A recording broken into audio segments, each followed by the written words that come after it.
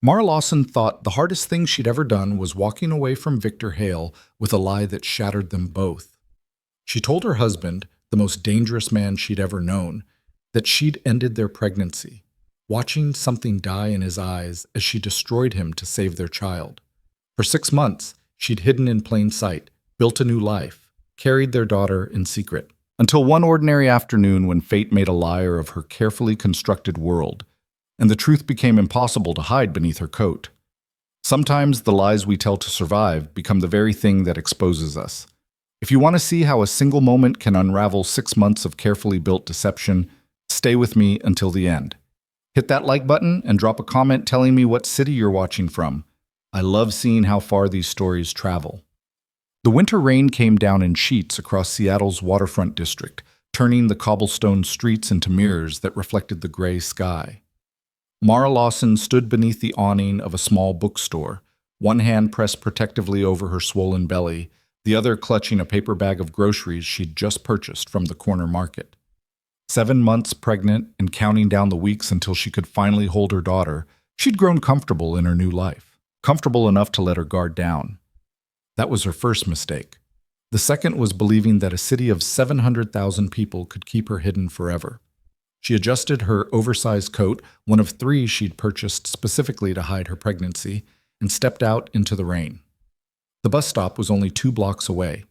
2 blocks through weather that kept most people indoors, that kept the streets relatively empty. She'd walked this route a dozen times without incident, moving through her carefully constructed routine with the precision of someone who understood that survival lived in the details. Mara had learned to be invisible. She'd changed everything: her name, her hair color, her entire existence.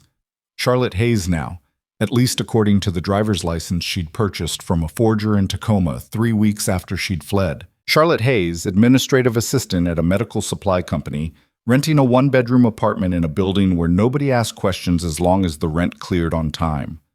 6 months of careful planning. 6 months of looking over her shoulder. 6 months of maintaining the fiction that had saved her life. The lies she'd told Victor still haunted her dreams. The look on his face when she'd said the words, cold, clinical, devastating, played on repeat in her quiet moments. I ended it, she'd told him, standing in the marble foyer of the mansion they'd shared, her suitcase already packed. The pregnancy. It's done. We're done. She'd watched something fundamental break inside him. Victor Hale, who'd built an empire on ruthlessness and control, who commanded fear from men twice his size, had stood frozen as she'd dismantled him with 6 words. She'd needed him to believe it, needed him to let her go without following, without questioning, without discovering that she was carrying the one thing he'd always wanted and never thought he'd have: a child. Their child. The daughter growing inside her, kicking against her ribs as Mara hurried through the rain. She'd done it to save them both. The threat had been explicit, delivered by someone she'd trusted, someone close enough to Victor's organization to know exactly how to hurt him. Accidents happen to pregnant women, the voice had said over the phone, calm and measured, especially ones married to men who make enemies. You disappear, or the baby disappears, your choice. So she'd chosen. She'd lied to the man she loved and walked away from everything she'd known. Mara was half a block from the bus stop when she saw the black sedan. It stood out against the gray afternoon, idling at the curb with its engine running and its windows tinted dark enough to hide whoever sat inside. Not unusual for this part of the city. Plenty of people drove expensive cars through the waterfront district. But something about it made her stomach tighten with instinct she'd learned to trust. She adjusted her trajectory, angling toward the opposite side of the street, keeping her face down and her pace steady. Don't run. Running attracted attention. Running suggested you had something to hide. The sedan's door opened. Mara's breath caught as a tall figure emerged, unfolding from the back seat with the kind of controlled grace that belonged to someone who'd spent years training their body to be a weapon. Dark suit, perfectly tailored, broad shoulders that she'd traced with her fingers on countless nights. Hair that curled slightly at his collar when it grew too long, just beginning to show threads of silver at his temples. Victor. She froze mid-step, her heart hammering so violently she thought it might crack her ribs. This couldn't be happening. Seattle was 3 states away from the city where they'd met, where they'd married, where she'd fled. She'd been so careful. Changed her appearance, her habits, her entire existence. How had he found her? For a moment, she thought about running anyway. The bus stop was close. She could make it, lose herself in the crowd, disappear into the maze of streets she'd memorized for exactly this scenario. Then Victor turned and their eyes met across the rain-soaked street.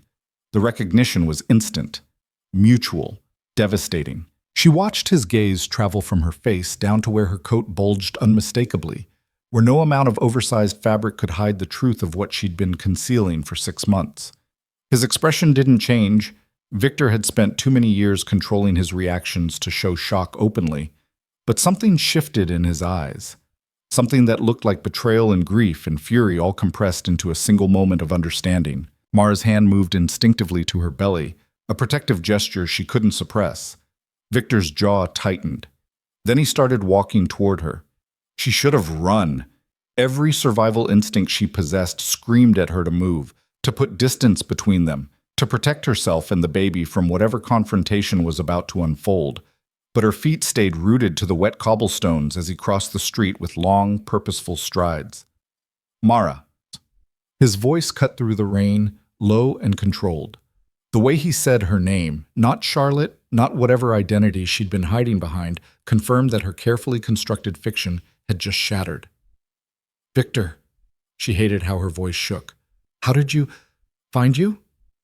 He stopped 3 feet away, close enough that she could see the muscle jumping in his jaw, the tension radiating through his shoulders. Does it matter? The rain soaked through her coat. She could feel it seeping into her bones, or maybe that was just the fear. You shouldn't be here. Neither should you. You told me. He stopped himself, his gaze dropping again to her belly. You told me you ended it. I did what I had to do. You lied. The words came out flat, emotionless, but she could hear the fury underneath. Victor had built his reputation on being the one who controlled information, who saw through deception, who always knew when someone was playing him. She'd made him a fool, and they both knew it. Mara lifted her chin. Yes. For 6 months. Yes. While carrying my child. She flinched. While keeping her safe. Something dangerous flashed across his face. Her? Mara cursed internally. She hadn't meant to reveal that detail, hadn't meant to give him anything more than what he'd already figured out just by looking at her. Victor, please, just let me go. Pretend you never saw me. Pretend. He laughed, a harsh sound that held no humor. You want me to pretend I didn't just discover that my ex-wife has been hiding my daughter from me for half a year? That she let me believe she'd terminated a pregnancy that very clearly still exists? It was the only way to keep her safe. Safe from what, Mara? From me? His control cracked, letting anger bleed through. You think I would have hurt you? Hurt our child? No, not you. She looked around nervously, suddenly aware they were having this confrontation in the open, on a public street where anyone could see or hear. Victor, not here. Please. He studied her for a long moment, and she could see him processing information, cataloging details the way he always did. The fear in her eyes, the way she kept glancing over her shoulder, the protective curl of her body around her belly. Get in the car. His tone left no room for argument. I can't, Mara. He stepped closer, lowering his voice. I'm not asking.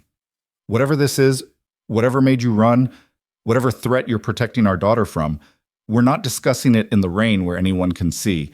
Get in the car. She wanted to refuse, wanted to tell him that getting into that sedan meant stepping back into the world she'd fought so hard to escape. But standing in the rain, soaked through and shivering, 7 months pregnant with his child, she also knew she didn't have much choice.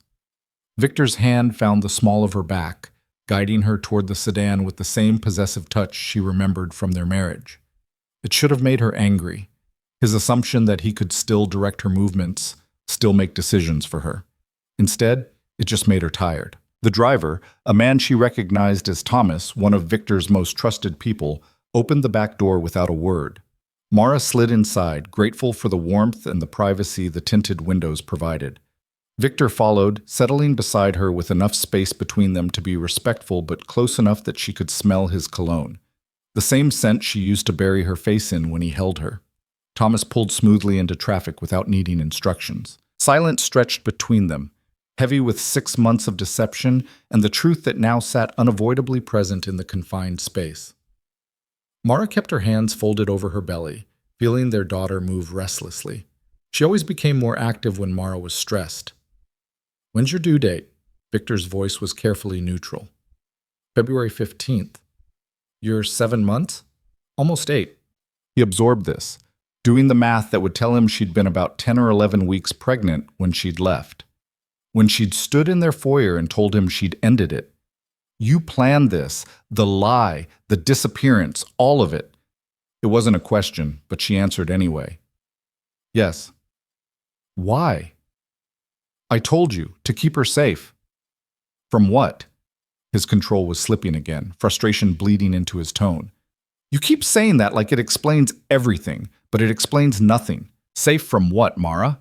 What threat could possibly have been severe enough to make you fake a termination and vanish?" Mara closed her eyes.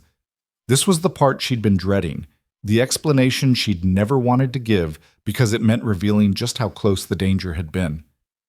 "Someone in your organization, someone high enough to know about the pregnancy, about us. They called me 3 days before I left." She felt him go still beside her. "Who?" "I don't know." The number was blocked. The voice was disguised. She opened her eyes, staring straight ahead rather than looking at him. "But they knew things. Details about where I went, what doctor I was seeing, what we talked about that morning at breakfast. They knew everything, Victor." "What did they say?" "That accidents happen to pregnant women. That men like you make enemies and families pay the price. That if I stayed, the baby wouldn't make it to term." She swallowed hard against the memory. "They gave me a choice. Disappear, or watch our daughter die before she ever had a chance to live." Victor's hand clenched into a fist against his thigh. "Why didn't you tell me?" "Because they told me not to. Because they said if I involved you, they'd know, and they'd act immediately." She finally turned to look at him. "Because I couldn't risk it, Victor. I couldn't risk her. So you made me believe you'd killed our child instead." The words came out low, almost dangerous. "I made you believe there was nothing left to protect, nothing worth following me for." Mara's voice cracked. "It was the only way I could think of to get you to let me go completely, to make sure you wouldn't search for me, wouldn't try to bring me back. I needed you to think it was over." "It worked." His voice was hollow. "You want to know what the last 6 months have been like? Finding out I was going to be a father and losing it in the same conversation? Wondering what I did wrong, what I could have done differently to make you want to keep it. Victor, I drank myself into oblivion for 2 weeks straight. Thomas had to run the organization because I couldn't function. I kept thinking about what we'd lost, what you'd done, why you'd made that choice." He laughed bitterly. "The whole time you were out here, pregnant, hiding from a threat I didn't even know existed." The car turned down a quieter street, heading toward a part of the city Mara didn't recognize. She shifted nervously. "Where are we going?" "Somewhere safe, somewhere we can figure this out without worrying about who's watching." He pulled out his phone, typing something quickly. "I have a property here. Secure, private. I'm not going back with you." She said it firmly, even though her resolve was weakening with every passing minute. "Whatever you're thinking, whatever you're planning, I can't go back to that life. Our daughter deserves to have her father." Victor's tone was absolute. "Our daughter deserves to be alive. That's all that matters." "Then we agree on something." He looked at her directly, and she saw the determination there, the same ruthless focus he applied to everything he deemed important. "Someone threatened my child. Someone in my own organization. That ends now." Mara's stomach dropped. "Victor, no. You can't. If you start investigating, if you go after them, they'll know I told you. They'll what?" "They already know I found you, Mara. You think we weren't seen on that street? That there aren't a dozen people who've already reported back that Victor Hale was spotted in Seattle with his supposedly ex-wife, who's very obviously pregnant?" He shook his head. "The secret's out. The question now is what we do about it." She wanted to argue, to tell him he was wrong, that she could still slip away and disappear again. But deep down, she knew he was right. The moment he'd stepped out of that car, the moment their eyes had met across the street, her carefully constructed invisibility had shattered. "I won't let you put her in danger." Mara's hand pressed protectively over her belly. Neither will I. Victor's expression softened slightly. We may not be married anymore, Mara. We may not even like each other after what you put me through. But that's my daughter you're carrying, and I protect what's mine. The possessiveness in his tone should have bothered her, should have reminded her of all the reasons their marriage had been complicated, all the ways his world had slowly suffocated her until she couldn't breathe. But right now, exhausted and scared and still soaked from the rain, part of her was relieved to have someone else carry the weight of protecting their child. Just for a moment. Just until she could think clearly again. The sedan pulled up to a modern building in a residential neighborhood, all glass and steel and security cameras. Thomas opened the door, offering Mara his hand as she struggled to exit gracefully with her belly throwing off her balance. Victor was beside her immediately, his hand at her elbow, steadying her. "6th floor," he told Thomas. "Have the team do a sweep. I want to know who's been watching this building, who's been in the neighborhood, anything unusual in the last 48 hours. "Yes, sir." They rode the elevator in silence. Mara studied her reflection in the mirrored walls, bedraggled, exhausted, her dark hair plastered to her skull from the rain. She looked like exactly what she was, a woman who'd been running for too long. Victor, by contrast, looked perfectly composed despite the rain. His suit was probably ruined, but he wore it like armor anyway, his posture rigid with the control she'd always both admired and resented. The apartment was exactly what she'd expected. Expensive, impersonal, probably used for business rather than living. Floor-to-ceiling windows overlooked the city. Minimalist furniture. Nothing that suggested anyone actually lived here. "Bathroom's down the hall," Victor said, shrugging out of his wet jacket. "There should be clothes in the bedroom closet. They'll be too big, but at least they're dry." Mara didn't argue. She disappeared into the bathroom, stripping out of her soaked coat and maternity dress, grateful for the shower that let her warm up and wash away the shock of the afternoon. She found an oversized sweater and a pair of sweatpants in the closet. Men's clothing, probably Victor's, but soft and comfortable. When she emerged, he'd made tea. 2 cups sat on the coffee table, steam rising from them. Victor stood by the window, phone pressed to his ear, having a conversation in the low, clipped tones he used for business. "I don't care what it takes. Pull the records from that entire week. Phone logs, security footage, personnel files. Someone made that call and I want to know who." A pause. "No, not tomorrow, tonight. And Marcus, keep it quiet. Whoever this is, they're close enough to have had access to my personal life. I don't want them knowing we're looking until we're ready to move." He ended the call, turning to find Mara standing in the middle of the room, drowning in his clothes. Something flickered in his expression, recognition, maybe, or memory. She'd worn his shirts before. In the early days of their relationship, when everything had still been simple, when she'd believed she could love a dangerous man without becoming collateral damage. "Sit," he gestured to the couch. "You need to eat. When's the last time you had a proper meal?" "I eat fine." That wasn't the question. Mara sighed, sinking onto the couch and accepting the tea he handed her. It was exactly how she liked it. Barely any sugar, a splash of milk. He'd remembered, even after 6 months. Victor sat in the chair across from her, maintaining that careful distance. "Tell me everything. From the beginning. The phone call, the threat, everything they said." So she did. She walked him through the conversation that had changed everything, providing every detail she could remember. The voice that might have been male or female, too distorted to tell. The specifics they'd known about her pregnancy, her doctor's appointments, her daily routines. The cold calculation in their tone when they'd offered her the choice. Victor listened without interrupting, his expression growing darker with each detail. "They knew about the Wednesday appointments," he said when she finished. "The ones you told me were for prenatal vitamins." "They were prenatal appointments. I lied about the vitamins part because I wasn't ready to tell you yet." Mara set down her tea. "But yes, they knew the exact day, the exact time. They knew the doctor's name." That's a very short list of people. Victor pulled out his phone again, making notes. "My security detail, my executive team, household staff who might have overheard conversations, maybe a dozen people total. It could have been someone following me, surveillance. For how long? They'd need weeks of observation to know your patterns that precisely. And my security would have spotted a tail." He shook his head. "No, this was someone with direct access to information. someone in my inner circle. The thought made Mara's skin crawl. She'd known most of those people, had trusted them, in the limited way you could trust anyone in Victor's world. What are you going to do? Find them. Eliminate the threat. He said it casually, like he was discussing a business merger rather than potentially killing someone. Victor, don't. He held up a hand. Don't ask me to show mercy to someone who threatened my child, who terrorized my wife, ex-wife, into faking a termination and going into hiding, who's been out there for 6 months knowing they got away with it. His eyes were hard. I've built my reputation on being reasonable, on solving problems with negotiation when possible. But this is personal. Mara should have been horrified, should have argued against the violence implicit in his words, but she was too tired and too scared and too aware that whoever had threatened her baby was still out there. I need guarantees, she heard herself say.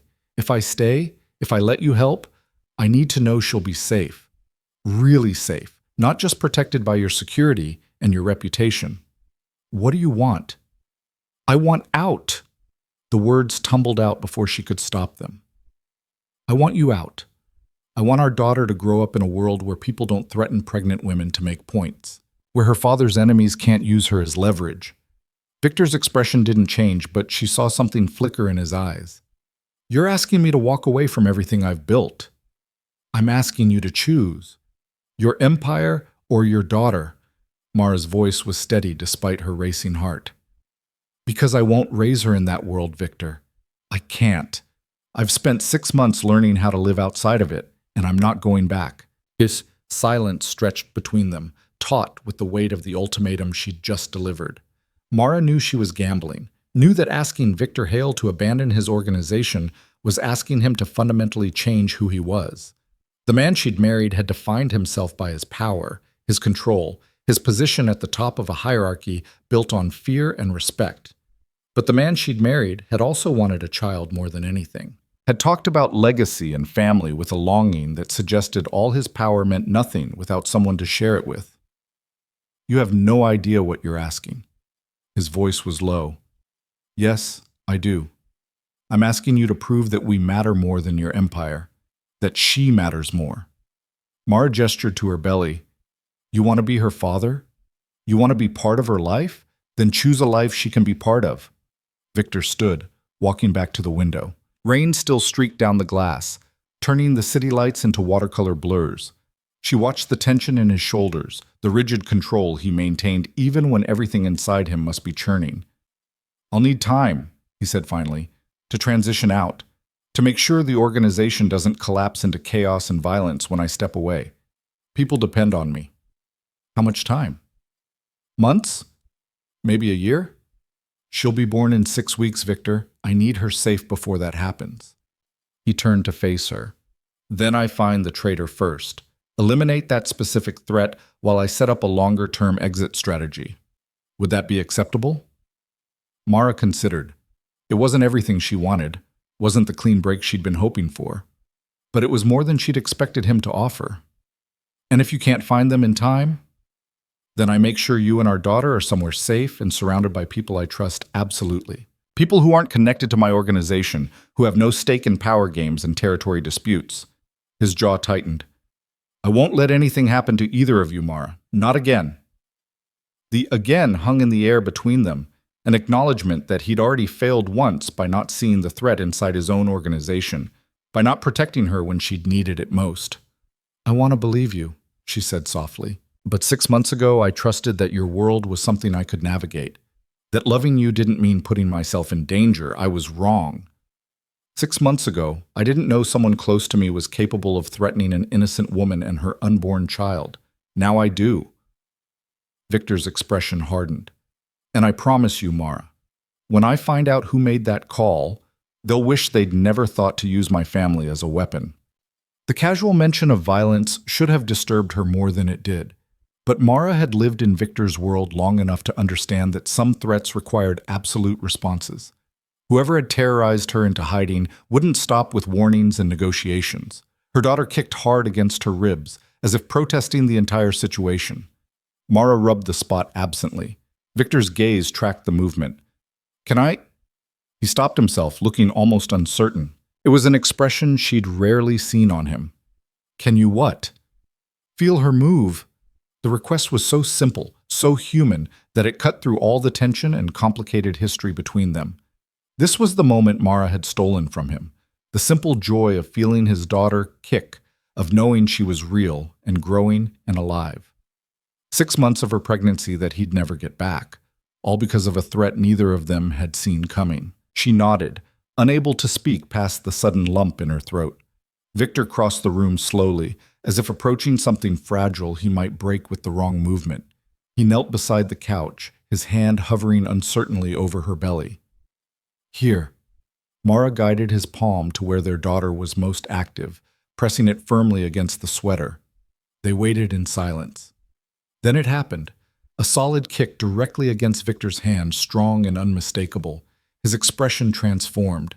All the anger and control and calculated intimidation fell away, leaving something raw and almost vulnerable.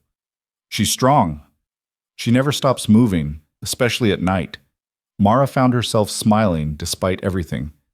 I think she's going to be a nightmare to get to sleep. Another kick. Victor's thumb stroked gently across Mara's belly, his touch reverent in a way she'd never seen from him before. What else? Tell me everything I've missed. So she did. She told him about the morning sickness that had lasted well into the second trimester, the food aversions that made no logical sense, the way their daughter responded to music by kicking along to the rhythm. She told him about the ultrasound she'd gone to alone, the pictures she'd kept in a shoebox because she couldn't bear to look at them too often. Victor absorbed every detail like a man dying of thirst finally finding water. His hand never left her belly, maintaining that connection to the daughter he'd thought he'd lost. I'm sorry. Mara hadn't planned to apologize, but the words came anyway. For lying, for making you believe she was gone, for all of it, I didn't know what else to do. You did what you thought you had to do to protect her. His voice was rough. I can't fault you for that, even if I hate how it happened. I never stopped. She caught herself, not sure she should finish the sentence. What? Loving you. I never stopped. Leaving wasn't about not wanting to be with you, Victor. It was about keeping her alive. His eyes met hers, and she saw the grief there, the loss that had nothing to do with death and everything to do with choices and consequences and threats that had torn them apart. We can't go back, he said quietly. Even if I wanted to, even if you wanted to, too much has happened, too many lies between us. I know. But we can go forward. His hand was still on her belly, still connected to their daughter. We can find whoever did this. We can make sure she's safe, and we can figure out what kind of parents we're going to be, even if we're not together. Mara nodded, not trusting her voice. Victor's phone buzzed. He pulled it out reluctantly, reading the screen with a frown. Marcus found something. Security footage from my building the week you left. Someone accessed the private elevator to our floor multiple times. Someone who shouldn't have been there. Who? He's sending me the images now. Victor opened the attachment, his expression darkening as he studied the screen. Then he went very still. What is it? He turned the phone so she could see. The image showed a man in a maintenance uniform entering an elevator, his face clearly visible to the security camera. Mara's blood ran cold. She recognized him, not from his current position as maintenance staff, but from the years before, when he'd been part of Victor's executive protection team, when he'd been trusted with the family's safety. Michael Reeves, Victor said softly, and the name sounded like a death sentence. He was fired 8 months ago for skimming money from one of our operations. I thought he'd just disappeared. He called me, Mara whispered. He was the one who made the threat. Victor's hand clenched around the phone hard enough that she heard the case crack. Are you certain? The voice was disguised, but she closed her eyes, letting the memory wash over her. He knew too much. Things only someone who'd been in our home would know. Details about conversations, about our routines. It had to be him. He's been watching you this whole time, waiting to see if you'd actually stay gone. Victor stood abruptly, already dialing. Thomas, I need a location on Michael Reeves, last known address, associates, anything he's touched in the last 6 months. and I need it 5 minutes ago." He paced while he listened to the response, his movements predatory. This was the Victor that had built an empire. Focused, ruthless, absolutely certain of his next move. "I'm coming with you," Mara said. "No." "Victor, no." He turned to face her, and his expression was absolute. "You're 7 months pregnant, and we're hunting a man who threatened to kill you and our daughter. You're staying here where you're safe, and that's not negotiable. You can't just watch me." He grabbed his jacket. "Thomas is outside. He'll stay with you until I get back. Don't open the door for anyone else. Don't leave this apartment. Don't even go near the windows. Understood?" Mara wanted to argue, wanted to insist on being part of ending the threat that had controlled her life for 6 months. But she could see the determination in Victor's eyes, the fear underneath his control that something might happen to her or the baby if she came along. "Promise me you'll be careful." "I'm always careful." He paused at the door. "I'm ending this tonight, Mara. One way or another, Michael Reeves won't be a threat to our family after today." Then he was gone, leaving her alone in the apartment with nothing but her thoughts and the weight of their daughter kicking restlessly against her ribs. Mara moved to the window despite Victor's warnings, watching the rain continue to fall over the city. Somewhere out there, Victor was hunting the man who'd destroyed their marriage, the man who'd forced her into 6 months of hiding and lies. Part of her hoped Victor found him. Part of her was terrified of what would happen when he did. She pressed her hand over her belly, feeling their daughter move. "Your father's a complicated man," she whispered, "but he loves you. Even if he's never met you, even if I kept you from him, he loves you enough to walk away from everything for you." The question now was whether walking away would be enough, whether eliminating one threat would make them safe, or if Victor's world would always find ways to reach them. Mara settled onto the couch to wait, knowing that whatever happened next would determine everything, not just for her and Victor, but for the daughter they both wanted desperately to protect. Outside, the rain continued to fall, washing the city clean while somewhere in its depths, old debts were being settled and new futures were being forged in violence and choice. The minutes stretched into hours. Mara sat on the couch, watching the city lights blur through rain-streaked windows, one hand pressed against her belly, while their daughter performed acrobatics against her ribs. Thomas stood by the door like a sentinel, silent and watchful, his presence both comforting and unnerving. She'd known him during her marriage, had trusted him as much as she'd trusted anyone in Victor's organization. But 6 months of paranoia had taught her that trust was a luxury she couldn't afford. Her phone buzzed. A text from an unknown number made her heart skip before she realized it was Victor using a burner. "Found him. Ending this." 3 words that could mean anything. Mara's fingers hovered over the screen, wanting to respond, to demand details, to know what ending this actually meant. But she knew Victor well enough to understand he wouldn't answer. When he was in the middle of handling a threat, communication became a liability. She set the phone down and tried not to imagine what was happening across the city. Tried not to think about Michael Reeves and what he must have felt when Victor's people tracked him down. Tried not to remember the cold calculation in the voice that had threatened her baby 6 months ago. "He'll be fine, ma'am." Thomas spoke for the first time in an hour, his voice low and reassuring. "Mr. Hale knows what he's doing." "That's what I'm afraid of." Mara pulled the oversized sweater tighter around herself. "I spent 6 months running from his world, Thomas. Now I'm right back in the middle of it." "You never left it, not really." He shifted position slightly, still maintaining his watch on the door. "The threat was always there. You just made yourself invisible for a while. And now I'm visible again. Now you have protection again. There's a difference between hiding and being safe, Mrs. Hale. It's just Mara now. We're divorced." Thomas's expression suggested he didn't consider that detail particularly relevant. "Mr. Hale has been different since you left. Focused entirely on business, no personal life to speak of. Some of us wondered if he'd just shut that part of himself down completely." Mara shouldn't have cared. Their marriage had ended the moment she'd walked out that door with her suitcase and her lies. But hearing that Victor had suffered, that her disappearance had changed him, made something ache in her chest. "I did what I had to do." "I know. Doesn't make it hurt less for either of you." Thomas checked his phone. "But tonight he's not thinking about hurt. He's thinking about eliminating the man who made you feel like you had to choose between your husband and your child's safety. The apartment fell silent again except for the rain. Mara must have dozed off despite her anxiety because she jerked awake to the sound of the door opening.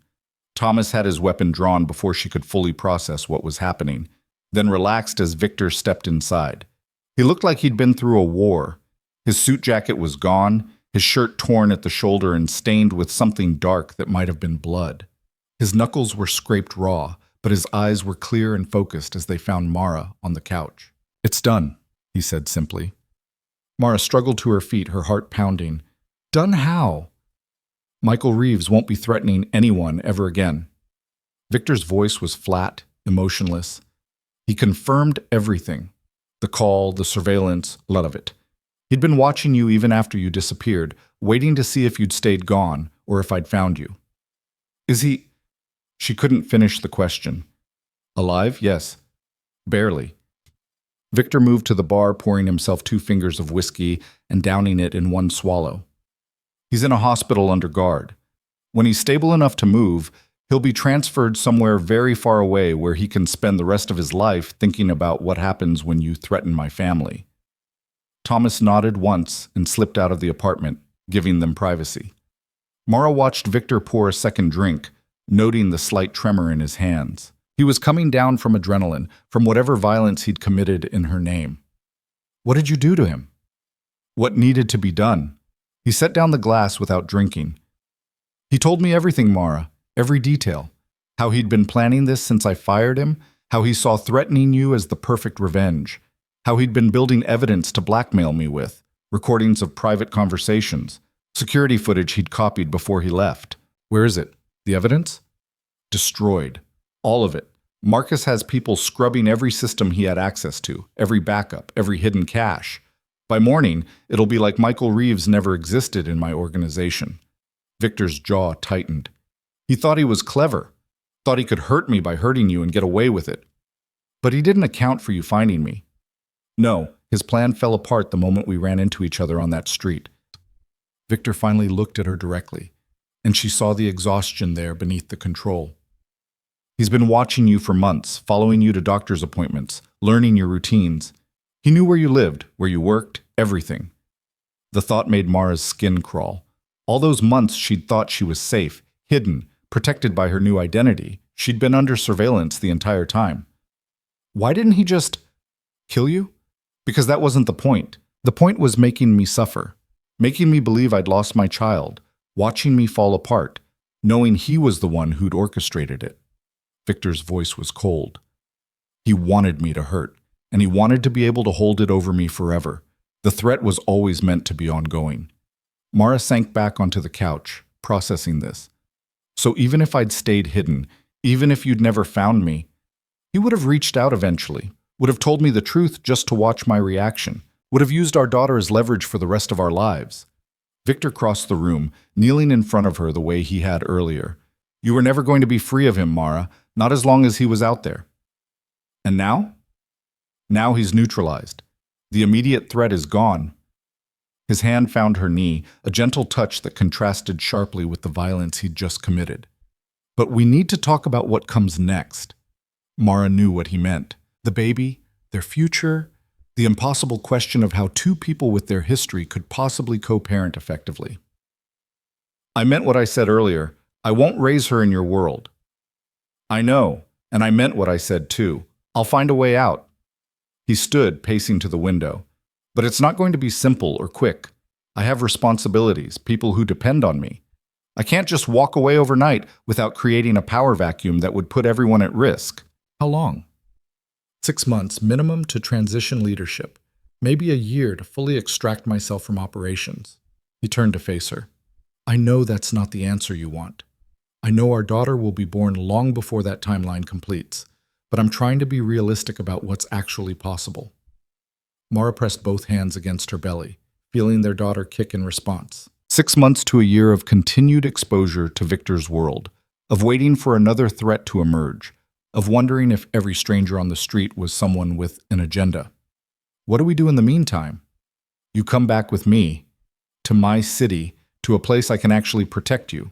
Seattle's too exposed, Too many people know you're here now. Too many variables I can't control. Victor's tone left little room for argument. I have a property outside the city. Private, secure, completely separate from my business operations. You'd be safe there. That sounds like a prison. It's a home. A real one. Not a safe house or an apartment I use for meetings. I bought it 2 years ago, thinking maybe someday. He trailed off, looking uncomfortable with the vulnerability. I bought it thinking about family, about having a place that wasn't connected to everything else. You never mentioned it when we were married, because when we were married, I was still trying to convince myself I could have both, the empire and the family, the power and the peace. His expression hardened. Losing you taught me that was a fantasy. You can't serve two masters. Eventually, you have to choose. Mara studied him, searching for signs of manipulation or control, but she only saw exhaustion and something that looked like genuine regret. If I agree to this, if I come back with you, I need guarantees. Name them. Complete transparency. No more secrets about threats or business or anything that could affect our daughter's safety. If someone so much as looks at me wrong, I want to know about it. Done. Full autonomy over medical decisions. I choose the doctor, the hospital, everything related to the pregnancy and birth. Reasonable. And if at any point I feel unsafe, if I decide this arrangement isn't working, I get to leave. No arguments, no trying to convince me to stay, no tracking me down when I disappear. She met his eyes. I need to know I'm choosing to be there, not being held there. Victor was quiet for a long moment.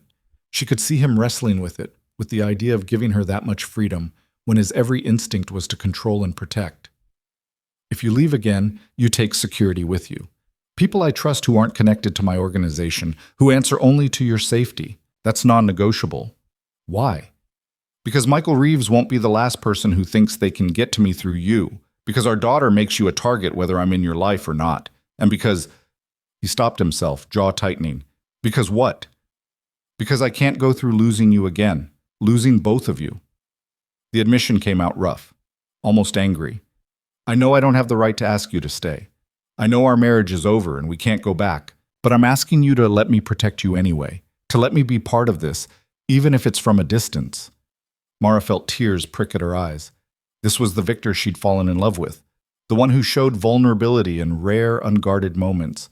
The one who wanted family more than he wanted power, but didn't know how to have both.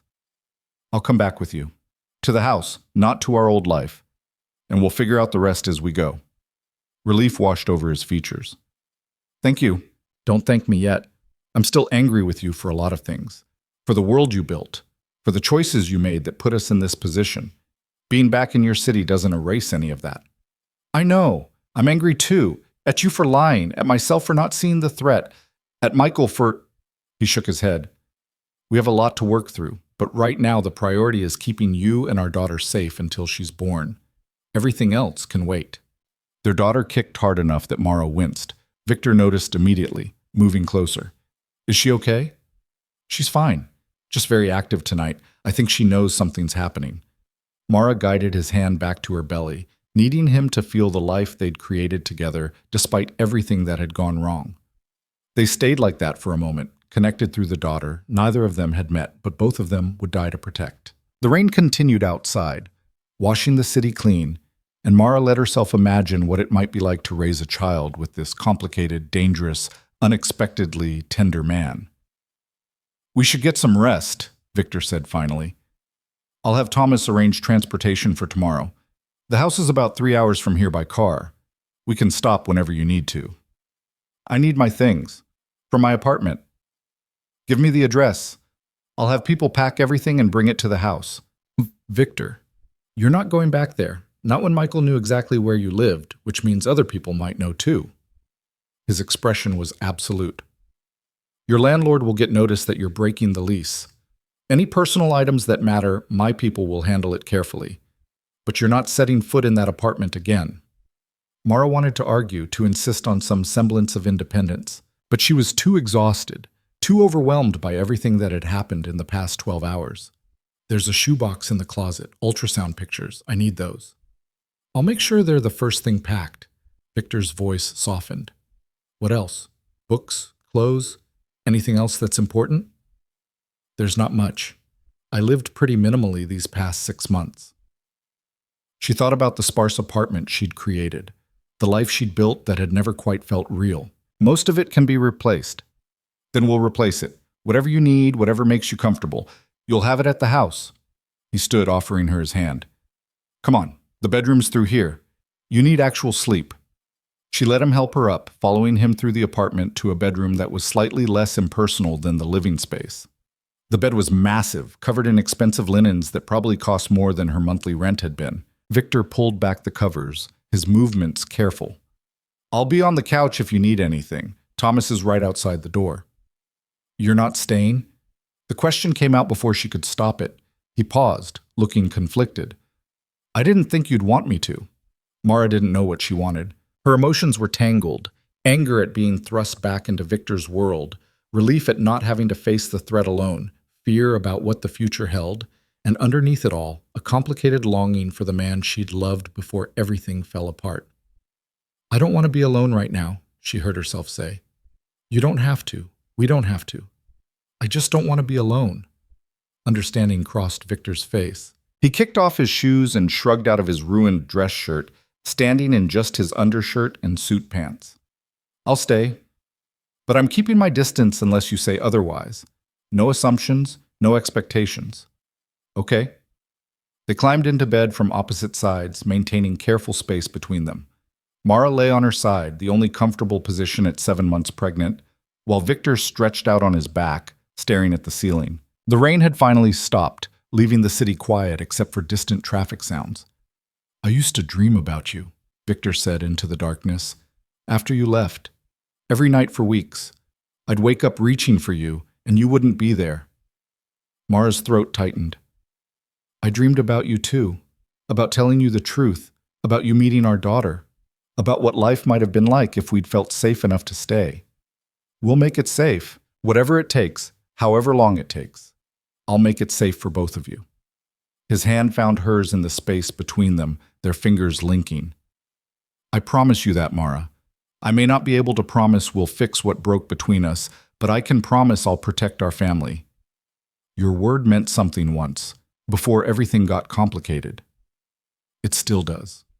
I've never lied to you. Even when the truth was ugly, even when it would have been easier to hide things, I never lied. He squeezed her hand gently. You're the only one who can say that to me, the only person I couldn't deceive even when I wanted to. Is that supposed to make me feel better? It's supposed to make you understand that when I make you a promise, I keep it, no matter what. His thumb stroked across her knuckles. I failed you once by not seeing the danger close enough to hurt you. I won't fail you again. Mara wanted to believe him, wanted to trust that this time would be different, that Victor could actually change, that their daughter could grow up with a father who'd chosen her over his empire. But belief required hope, and she'd spent 6 months learning to survive without it. Just don't make promises you can't keep, she whispered. Then I'll only promise what I know I can deliver. Starting with this. Tomorrow, we go to the house. You'll be safe and comfortable. You'll have everything you need for the pregnancy and after, and I'll be there for every moment you'll let me be there for. Their daughter kicked against Mara's belly, as if registering her approval of this plan. Victor felt it too, his hand still linked with hers, and she heard his breath catch. Does it hurt when she kicks that hard? Sometimes. Mostly, it's just intense. Like she's reminding me she's real, she's here, she's waiting to meet us. Mara pulled their joined hands to rest on her belly. Talk to her. She can hear you. Victor shifted closer, propping himself up on one elbow so he could speak directly to her stomach. His free hand spread across the swell of their daughter, reverent and gentle. Hey, little one. It's me. Your dad. I know I'm late to the conversation. Your mom had her reasons for keeping you secret, and they were good reasons even if I hated them. But I'm here now, and I'm not going anywhere. The baby kicked directly against his palm, a strong, deliberate movement. She knows your voice, Mara said softly. I played recordings sometimes, speeches you'd given, interviews. I told myself it was so she'd recognize you when you eventually met. But really, I just missed hearing you talk. Victor's expression in the dim light was unreadable. What did you tell her about me? The truth, that you were complicated and dangerous and powerful, but also capable of extraordinary gentleness when you let yourself be. That you wanted a family more than you wanted anything else, even if you didn't always know how to show it. That you'd move heaven and earth to protect the people you loved. She paused. That I loved you, even when I couldn't be with you. Loved. Past tense. I don't know what tense applies anymore, Victor. Everything's too complicated. Mara felt exhaustion pulling at her, the emotional weight of the day finally catching up. Ask me again when I'm not completely overwhelmed. He settled back beside her, their hands still linked over her belly. Sleep. We'll figure out the complicated parts tomorrow. She must have slept because she woke to early morning light filtering through unfamiliar windows and Victor's hand still holding hers across the space between them. He was already awake, watching her with an expression that made her chest ache. Morning, he said quietly. Hi. She struggled to sit up, her body protesting the movement. How long have you been awake? Couple hours. I didn't want to wake you. You need rest. He sat up, running a hand through his disheveled hair. Thomas has breakfast ready, and your things from the apartment arrived an hour ago. Mara processed this. You had people pack my entire life while I slept? I had people pack your belongings carefully and respectfully while you got the rest you desperately needed. Victor stood, offering her his hand. Come on, you should eat something. The baby needs fuel.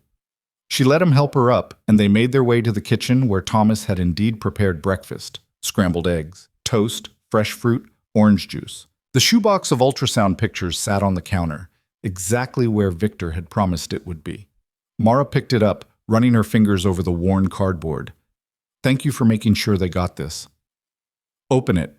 She lifted the lid, finding all her ultrasound pictures carefully organized by date. But underneath them was something new, a small velvet box she didn't recognize. What's this? Open it and see. Inside was a delicate platinum bracelet, the kind meant for a baby. Engraved on it was a name. Isla Rose Hale. Mara's breath caught. How did you... You told me last night. When you were half asleep, you mentioned wanting to name her Isla. The rose part seemed fitting. It was your grandmother's name. Victor watched her carefully. If you hate it, we can discuss other options. But I wanted you to know I was listening to everything you've shared. She traced the tiny bracelet with one finger, imagining it on their daughter's wrist. It's perfect. So we're naming her Isla? Unless you have objections. No objections. Isla Rose Hale it is. He paused. Or Isla Rose Lawson, if you'd prefer. I know we're not married anymore. I don't have any claim to... Hale, Mara interrupted. She should have your name. Whatever else happens between us, she's your daughter. She deserves to carry that connection. Something shifted in Victor's expression, relief mixed with something deeper. Thank you. They ate breakfast in comfortable silence, and Mara found herself relaxing incrementally. This felt almost normal, almost like the early days of their relationship before power and danger had complicated everything. Just two people sharing a meal, preparing for the arrival of their child. The car's ready whenever you are, Thomas announced from the doorway. Estimated 3 hours to the house, weather permitting. Mara nodded, suddenly nervous about this next step. Going back to Victor's city meant stepping fully back into his world, even if the house was separate from his business. It meant trusting that he could actually keep her safe, that Michael Reeves was truly the only threat they'd needed to worry about. Hey. Victor's hand found hers across the table. We don't have to do this if you're not ready. We can stay here another day, another week, whatever you need. No, the longer we wait, the harder it gets. She squeezed his hand. Let's go to the house. Let's start figuring out what our future actually looks like. An hour later, they were on the road. Mara sat in the back of the sedan, Victor beside her, watching Seattle disappear in the rearview mirror. She was leaving behind her carefully constructed safety, her false identity, everything she'd built to survive. But she was also moving towards something new, uncertain and complicated, but built on truth instead of lies. Their daughter kicked steadily against her ribs, as if encouraging this choice. Victor's hand rested on her belly, feeling each movement, and Mara let herself believe that maybe, just maybe, they could build something worth having from the wreckage of what they'd lost. The house materialized through morning fog like something from a dream. Mara had expected another sterile safe house, another temporary shelter that felt more like a cage than a home. Instead, Victor's sedan turned down a tree-lined private road that opened onto a sprawling property overlooking a lake. The house itself was modern but warm, all natural wood and stone and glass that seemed designed to bring the outside in rather than shut the world out. "This is it?" She couldn't keep the surprise from her voice. "This is home." Victor's tone was careful, as if he wasn't quite sure he had the right to call it that yet. "Or it will be, if you can stand it." Thomas pulled up to the front entrance, and Mara took in details she'd missed from the road. Gardens that looked professionally maintained but not overly formal. A wraparound porch with furniture that suggested actual use rather than decoration. Windows everywhere, flooding the interior with natural light. "It doesn't look like you," she said honestly. "It's not supposed to look like me. It's supposed to look like the life I wanted to build if I ever figured out how to step away from everything else." Victor opened the car door, offering his hand to help her out. "I bought it thinking about family, about what kind of place I'd want to raise a child." Mara accepted his help, struggling slightly as her center of gravity shifted. 7 months pregnant made every movement an exercise in recalibration. "When did you buy it?" 2 years ago, right after we got married." He steadied her as she found her footing. "You asked me once what I wanted our life to look like in 5 years, remember?" She did. They'd been lying in bed on a rare lazy Sunday, still tangled in sheets, talking about futures that felt impossibly distant. She'd asked what he wanted, and he'd given her some vague answer about stability and legacy that hadn't really answered the question at all. "You never mentioned this place?" "Because I wasn't ready to admit I wanted it. Wasn't ready to acknowledge that the empire I'd built might not be compatible with the family I wanted." Victor guided her toward the entrance, his hand at the small of her back. "Buying this was the first time I let myself imagine actually stepping away, actually choosing something else." The interior was even more impressive than the exterior. High ceilings and open spaces that somehow still felt intimate. Furniture that looked comfortable rather than expensive. A kitchen that was clearly designed for actual cooking rather than just for show. Everything about it screamed permanence, intention, care. "There's a nursery upstairs," Victor said, watching her take it all in. "I had it prepared last week. After I found you, after I knew there was still a baby to prepare for. If you hate it, we can change everything." Mara's throat tightened. He'd been planning this, preparing for their daughter even while hunting down the man who'd threatened her. "Can I see it?" "Of course." He led her up a curved staircase to the second floor, down a hallway lined with windows that overlooked the lake. The nursery was at the end of the hall, positioned to catch morning light. When Victor opened the door, Mara's breath caught. It was perfect. Soft grays and whites with touches of pale pink. A crib that looked handcrafted, built to last generations. A rocking chair positioned by the window. Shelves waiting to be filled with books and toys. Everything a baby could need, prepared by a father who'd thought he'd lost his chance at this. "Victor." She couldn't find words past the emotion clogging her throat. "Too much?" He looked uncertain, vulnerable in a way she rarely saw. "I can have it all changed. Different colors, different furniture, whatever you want." "It's beautiful." She moved into the room, running her hand along the edge of the crib. "When did you have time to do this?" "I made time. Once I knew Isla was real, was coming. Nothing else seemed as important as getting ready for her." He stayed in the doorway, giving her space to explore. "The rocking chair was my mother's. It's the only thing I kept from her estate. I thought maybe it could be something that connects Isla to family history, even the parts I don't talk about much." Mara knew Victor's relationship with his mother had been complicated. The woman had died when he was 16, leaving him alone in a world that had shaped him into someone hard and calculating. The fact that he'd kept her rocking chair, that he wanted their daughter to have it, said more than any speech could. "She would have loved being a grandmother," Mara said softly. "She would have loved you, would have told me I was an idiot for letting you go, for not seeing the threat close enough to hurt you." Victor's jaw tightened. "She always said the most dangerous enemies are the ones inside your own walls. I should have listened better." "You couldn't have known Michael would go that far." "I should have. I built my entire reputation on seeing threats before they materialized, on staying 3 steps ahead of everyone around me. But I was so focused on external dangers that I missed the one right under my nose." He finally stepped into the nursery, moving to stand beside her at the crib. It won't happen again. I'm restructuring everything: security protocols, personnel access, information chains. By the time Isla's born, this place will be impenetrable. Mara heard the determination in his voice, but also the fear underneath. Victor was used to controlling outcomes, to ensuring results through careful planning and ruthless execution. A baby would change all of that. Parenthood wasn't something you could manage like a business operation. She's going to get sick sometimes, Mara said gently. She's going to fall down and scrape her knees. She's going to do things we can't predict or control. You can't protect her from everything, Victor. Watch me try. His hand covered hers on the crib rail. I know it's impossible. I know I can't wrap her in bubble wrap and lock her in a tower. But I can eliminate the threats I do have control over. I can make sure that when she falls down, it's because she's learning to walk, not because someone pushed her. Their daughter kicked hard, as if protesting the entire conversation. Mara smiled despite herself. She's going to be a handful. I can already tell. Good.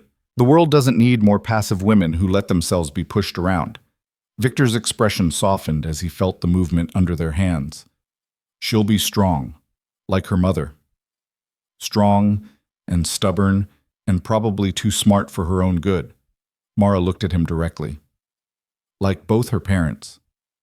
We're going to screw this up sometimes. You know that, right? The admission seemed to cost him. I don't know how to be a father. My own was absent more than present, and when he was around, he stopped himself. I don't have a good template for this. Neither do I. My parents loved me, but they weren't exactly equipped to prepare me for raising a child with someone like you. Mara squeezed his hand. We'll figure it out together. Make mistakes together. Learn together. Together suggests we're on the same team. Aren't we? At least when it comes to Isla? She turned to face him fully. I know we're not married anymore. I know we've hurt each other in ways that probably can't be completely fixed, but we both want what's best for our daughter. That has to count for something. Victor studied her face like he was memorizing details he'd thought he'd lost forever. It counts for everything. And if we can build on that foundation, if we can learn to trust each other again, even just in this one area, maybe it's enough. Maybe it is. Mara felt exhaustion pulling at her again. The emotional whiplash of the past 24 hours was catching up, combining with the physical strain of late pregnancy to leave her completely drained. I need to sit down. Of course. Come on. Victor guided her to the master bedroom across the hall, another space that managed to be both luxurious and livable. He helped her onto the bed, propping pillows behind her back. Rest.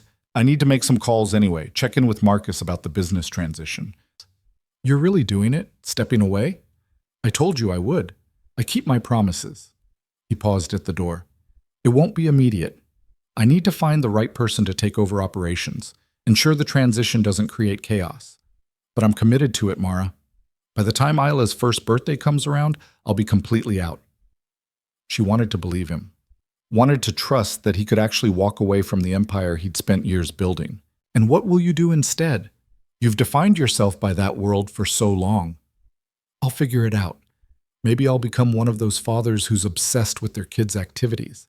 Maybe I'll take up woodworking or something equally domestic. A hint of humor crossed his face. The point is, I'll be here, present, available, not disappearing for weeks at a time to handle territorial disputes or negotiate with people who communicate primarily through threats. I hope you mean that. I do. And I'll prove it, day by day, choice by choice. He closed the door partway, giving her privacy while staying close enough to hear if she needed anything. Mara lay back against the pillows, one hand on her belly, trying to process everything. 2 days ago, she'd been Charlotte Hayes, administrative assistant, living a quiet life of careful invisibility. Now she was back to being Mara Hale, or Mara Lawson, she still wasn't sure which, preparing to give birth to the daughter of a man who ran a criminal empire and promised he'd leave it all behind for her. It felt surreal, impossible. Like she'd wake up and find herself back in her sparse Seattle apartment, this whole encounter having been nothing but a complicated dream.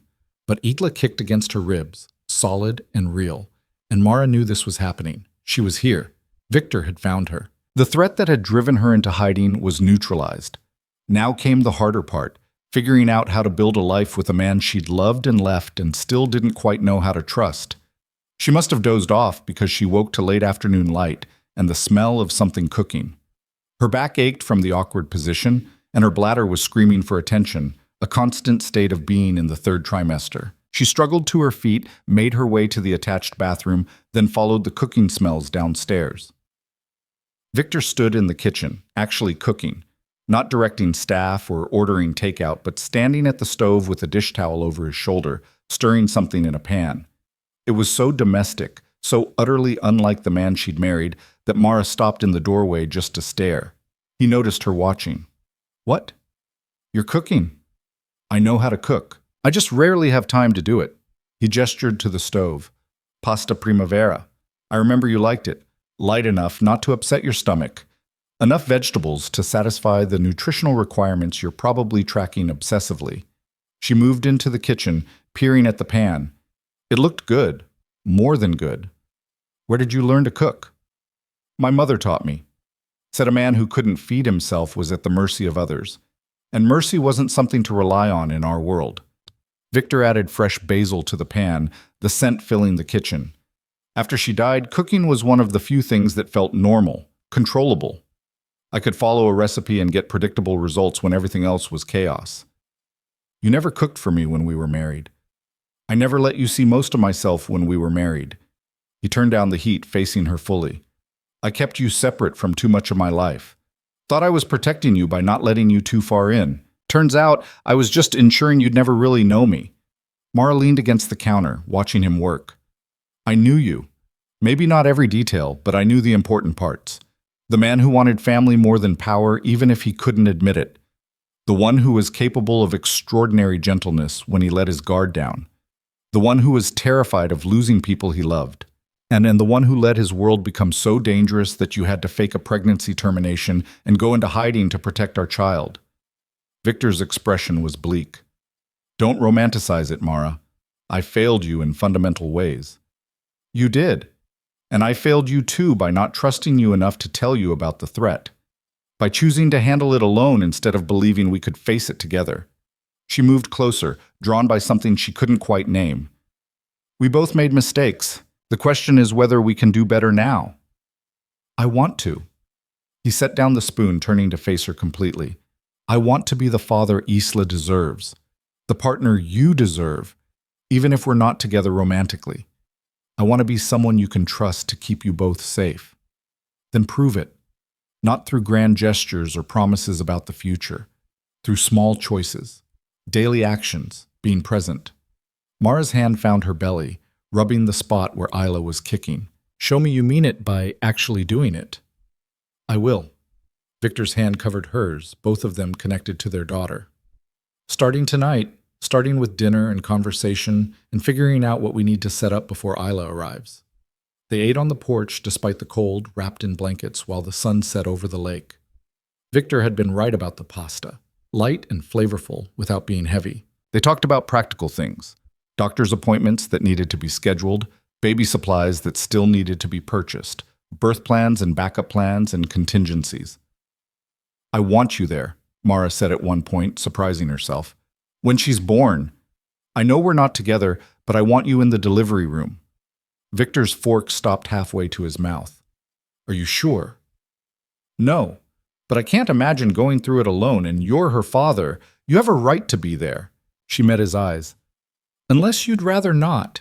Some men don't handle it well." "I'll be there." His voice was absolute.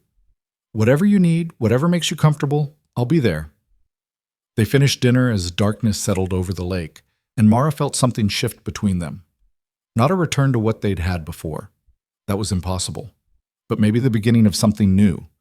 Something built on honesty and shared purpose, instead of passion and willful blindness to incompatibilities. "I should get you set up with a new doctor," Victor said, clearing their plates. "Someone close by, someone good. Do you have preferences?" "Just someone who'll listen, who won't dismiss my concerns or treat me like I'm overreacting." Mara had dealt with too many doctors who'd talked down to her during the pregnancy. "And someone who understands high-risk situations." "High risk?" Concern flashed across his face. "Is something wrong?" No, nothing medical. But given our circumstances, given the threats we've dealt with, I want a doctor who can handle security protocols without questioning why they're necessary. She stood, stretching her back. And I want the hospital locked down when it's time.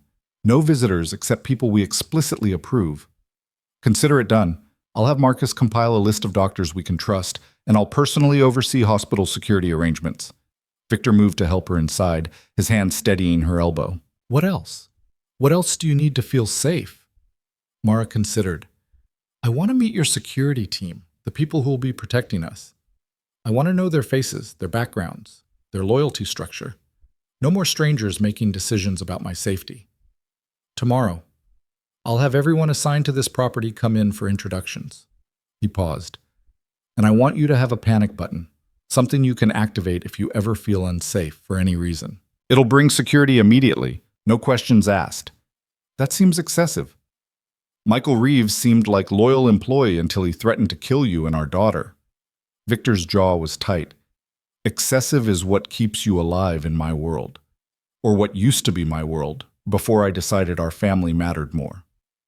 They made their way upstairs, falling into an easy rhythm that felt both foreign and familiar. Victor showed her where he'd had her things from Seattle stored, gave her space to settle into the master bedroom, didn't push for more proximity than she was comfortable with. I can take one of the guest rooms, he offered, if you'd rather have privacy. Mara thought about it, about sleeping alone in this big house, in this unfamiliar space, while 7 months pregnant and still processing everything that had happened. Stay. Like last night, you keep your distance, I keep mine. But we're not alone. Relief crossed his features. Okay. They prepared for bed in careful choreography, moving around each other with the practiced ease of people who'd once shared space intimately. Mara changed into the maternity pajamas someone had thoughtfully packed from her apartment. Victor stripped down to sleep pants and an undershirt, the scars on his arms visible in the lamplight, reminders of a violent life she'd tried to forget. They climbed into bed from opposite sides, maintaining that careful distance. But this time, when Victor's hand found hers in the space between them, Mara didn't pull away. She linked their fingers and held on, needing the connection even if she couldn't quite articulate why. Thank you, Victor said into the darkness. For what? For giving me this chance. For letting me be part of it, even after everything. His thumb stroked across her knuckles. I know I don't deserve it. I know you had every right to stay hidden, to raise Isla without me. The fact that you're here means everything. You found me.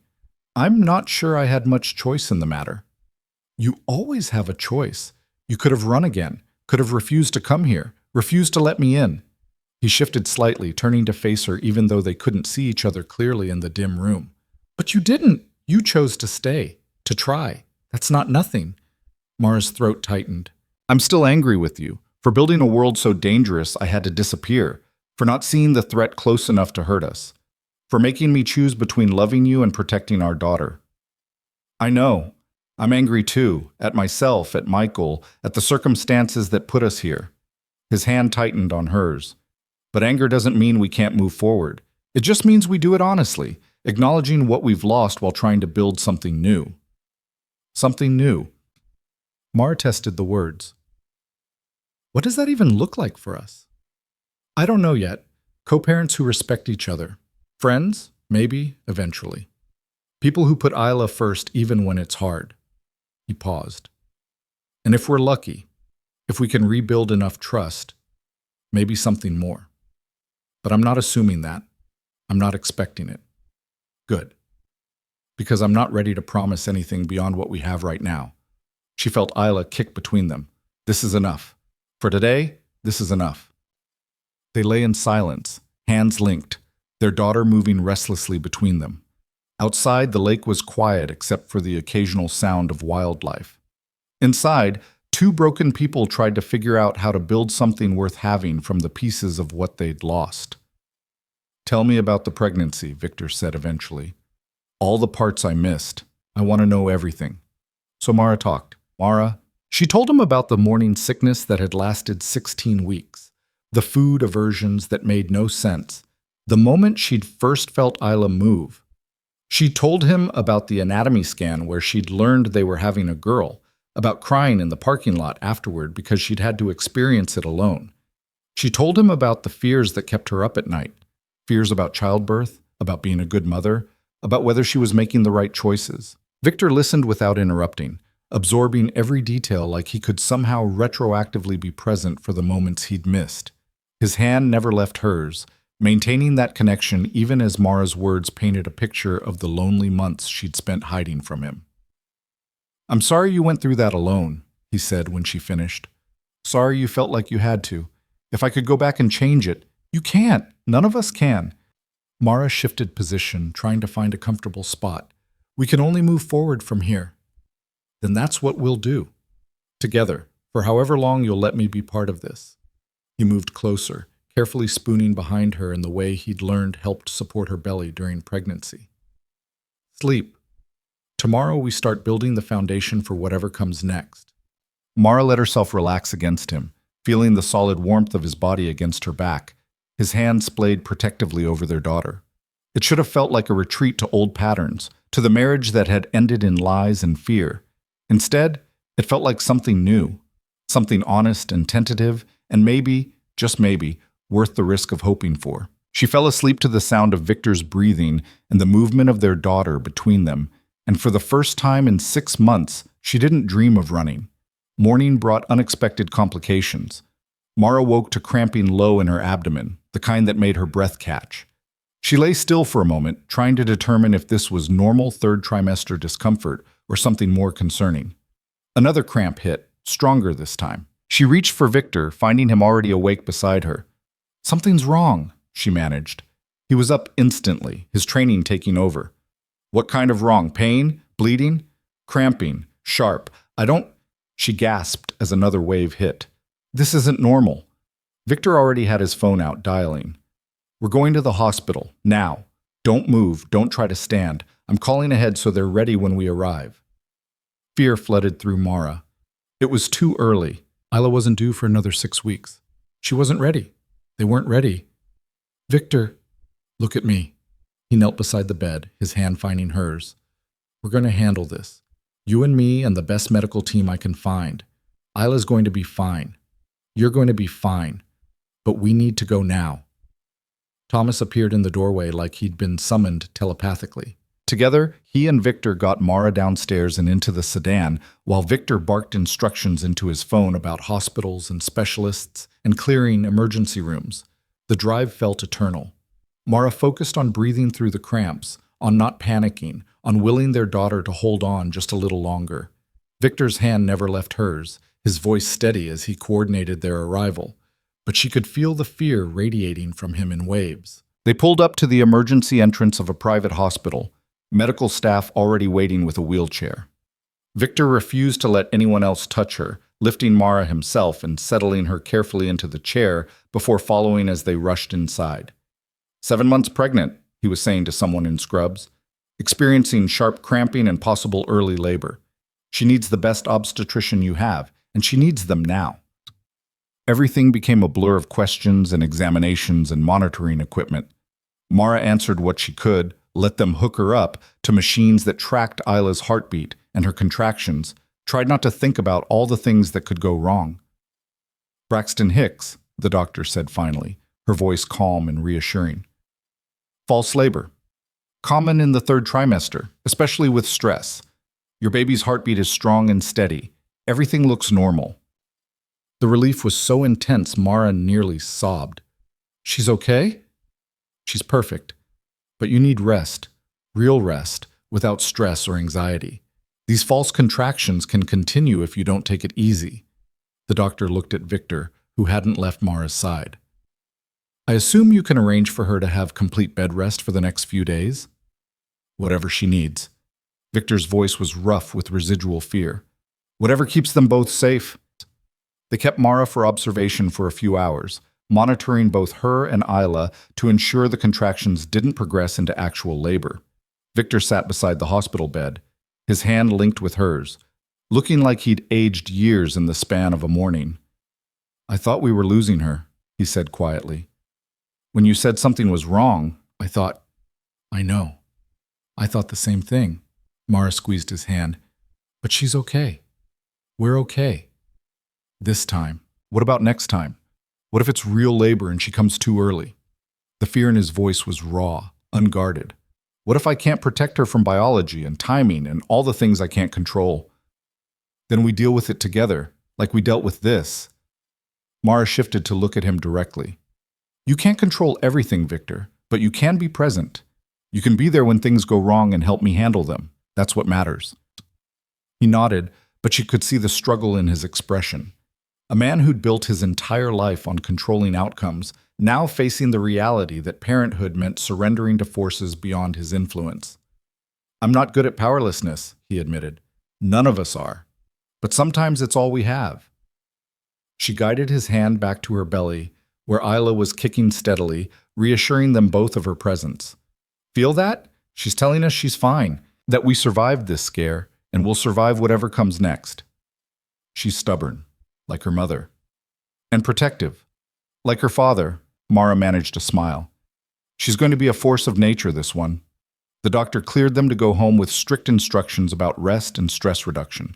Victor took it as a personal mission, ensuring Mara didn't so much as lift a finger for the next 3 days. He brought her meals in bed, read to her from books she'd mentioned liking, sat with her while she rested, and refused to let her feel guilty about the imposed inactivity.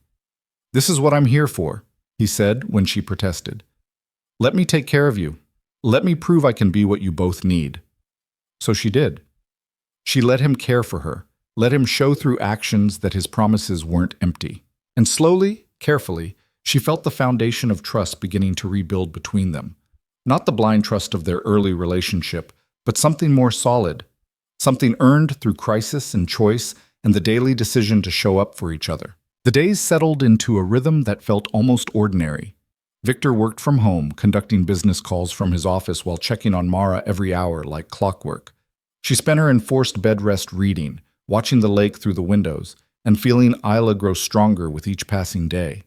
The fear from the hospital scare lingered, but it became manageable, a reminder to be careful rather than a constant source of panic. On the 4th day, Mara woke to find Victor already dressed, looking uncertain in the doorway of their bedroom. I have to go into the city, he said without preamble. Meeting with Marcus and the transition team. I'll be gone most of the day. Mara pushed herself up against the pillows. The transition? You're really doing it? I told you I would. He moved into the room, sitting on the edge of the bed. We're identifying who can take over operations, what assets need to be liquidated, which relationships need to be formally severed. It's complicated, but it's happening. How complicated? Very. I built this empire over 15 years. Dismantling it without creating chaos takes precision. Victor's expression was serious. Some people aren't going to like it. Some are going to see it as weakness, an opportunity to move against me while I'm transitioning out. Fear spiked through Mara. Is that dangerous? For you? For me? I can handle myself, for you and Isla. He covered her hand with his. That's why I'm being careful, why I'm taking months instead of just walking away tomorrow. I need to ensure my exit doesn't paint a target on our family. I don't want you to get hurt because of this choice. I won't. I've survived worse than business negotiations and territorial disputes. He squeezed her hand gently. But I need you to promise me something. While I'm gone, you stay in the house. You don't go outside. You don't open the door for anyone except Thomas or the security team I introduced you to. Understood? Victor, please, Mara, just for today, just while I'm handling this transition meeting and can't be here to ensure your safety myself. The vulnerability in his voice was impossible to ignore. I need to know you're safe so I can focus on getting us out of this life. She wanted to argue about being treated like a prisoner, about the restrictions that felt like they were slowly closing in again. But she could see the genuine fear in his eyes, the way his hand trembled slightly as it held hers. This wasn't about control. It was about a man terrified of losing the family he'd just gotten back. Okay, I'll stay inside. I'll be careful. Relief washed over his features. Thank you. Thomas will be right outside your door. Elena from the security team will be in the house. If you need anything at all, you tell them. I'll be fine. Go do what you need to do. She managed to smile. Isla and I will hold down the fort. Victor leaned in, pressing a kiss to her forehead, a gesture so gentle and unexpected it made her breath catch. Then he was gone, moving with the purposeful stride of a man walking into potential danger.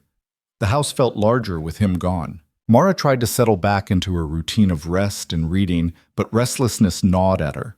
She was tired of being confined to bed, tired of being protected and managed and kept safe through restrictions. 8 months pregnant, and she felt like she'd traded one form of hiding for another. "Mrs. Hale?" Elena appeared in the doorway, professional and alert. "Can I get you anything? Breakfast? Tea?" "Just Mara, please, and I'm fine." She paused. "Actually, could I sit on the porch just for a little while? I'm going stir-crazy in this room." Elena hesitated. "Mr. Hale was clear about you staying inside." "The porch is technically inside the security perimeter. I'm not asking to go for a walk or leave the property. I just want to sit somewhere with fresh air and a view of something other than these walls." Mara kept her tone reasonable. "Please, I promise I'll stay within sight of the house." After a moment, Elena nodded. "The porch is acceptable. Let me help you down the stairs." The fresh air felt like freedom after days of confinement. Mara settled into one of the comfortable chairs, wrapped in a blanket against the cold, and watched the lake ripple in the morning breeze. Elena took up position near the door, close enough to intervene if needed, but far enough to give Mara some sense of privacy. "How long have you worked for Victor?" Mara asked after a while. 3 years. Started as a junior security analyst, worked my way up to personal protection detail." Elena's stance remained alert, but her tone was conversational. "He's a good employer, demanding, but fair." "And the transition? How did the security team feel about him stepping away?" Elena considered her answer carefully. "Some people are nervous about the change. Mr. Hale has been a stabilizing force in his sector for a long time. His exit creates uncertainty, but most of us understand why he's doing it. Family should come first." "Does everyone know? About me? About the baby?" "The core security team knows. We're the ones responsible for keeping you safe, so we needed full context." Elena's expression softened slightly. "For what it's worth, I think he's making the right choice. Power isn't worth much if you have no one to share it with." Mara absorbed this, thinking about Victor's empire and everything he was giving up. The power, the respect, the identity he'd built for himself over 15 years. All of it being dismantled so their daughter could grow up in a world where her father's enemies couldn't use her as leverage. "Do you think he can actually do it? Walk away completely?" "Honestly, I don't know. Men like Mr. Hale aren't built for retirement. They're built for action, for control, for making decisions that impact hundreds of people." Elena shifted position slightly. "But I've never seen him like this, focused on something that isn't business, that has to mean something." An engine sound cut through the quiet, a car coming up the long driveway. Elena immediately went on alert, her hand moving to her weapon. "Stay behind me," she ordered Mara. "It's probably just a delivery or—" "Mr. Hale isn't expecting anyone, which means whoever this is, they're not supposed to be here." Elena was already on her radio. "Thomas, we have an unidentified vehicle approaching the house. I need backup now." Mara's heart hammered as a sleek black car pulled up to the house. Not Victor's sedan, not any vehicle she recognized. The driver's door opened and a woman emerged, tall, elegant, probably in her 50s, wearing an expensive coat and an expression of absolute determination. "I'm here to see Mara Lawson," the woman called out. "Or should I say Mara Hale? I understand she's been living here." Elena stepped forward, blocking the porch steps. "This is private property. You need to leave now." "I'll leave when I've spoken to the woman my nephew has been hiding." The woman's voice carried authority, the kind that came from years of commanding respect. "Tell her Catherine Hale is here. I think she'll want to hear what I have to say." Catherine Hale. Victor's aunt. The only family he had left. A woman he'd mentioned maybe twice in all the time they'd been married. Mara had never met her, had understood from Victor's careful non-answers that their relationship was complicated at best. "Let her through," Mara heard herself say. "Mrs. Hale." Mara, Mr. Hale was explicit about, "She's family, or close enough." Mara stood carefully, using the chair arm for support. "Let her through, Elena." Elena looked unhappy, but stepped aside as Catherine Hale climbed the porch steps with the confidence of someone who'd never been denied access to anything in her life. Up close, the family resemblance was unmistakable. She had Victor's eyes, the same sharp intelligence and measuring gaze. So you're the woman who broke my nephew's heart and then reappeared carrying his child. Catherine's assessment was clinical. You're younger than I expected. Prettier, too. I can see why Victor lost his head over you. What do you want? Mara kept her voice steady despite her racing heart. To talk. To understand what's happening with my nephew and why he's suddenly dismantling everything he's built. Catherine gestured to the empty chair. May I? I drove 3 hours to have this conversation. The least you can do is sit with me for a few minutes. Mara nodded slowly, settling back into her chair while Catherine took the one opposite.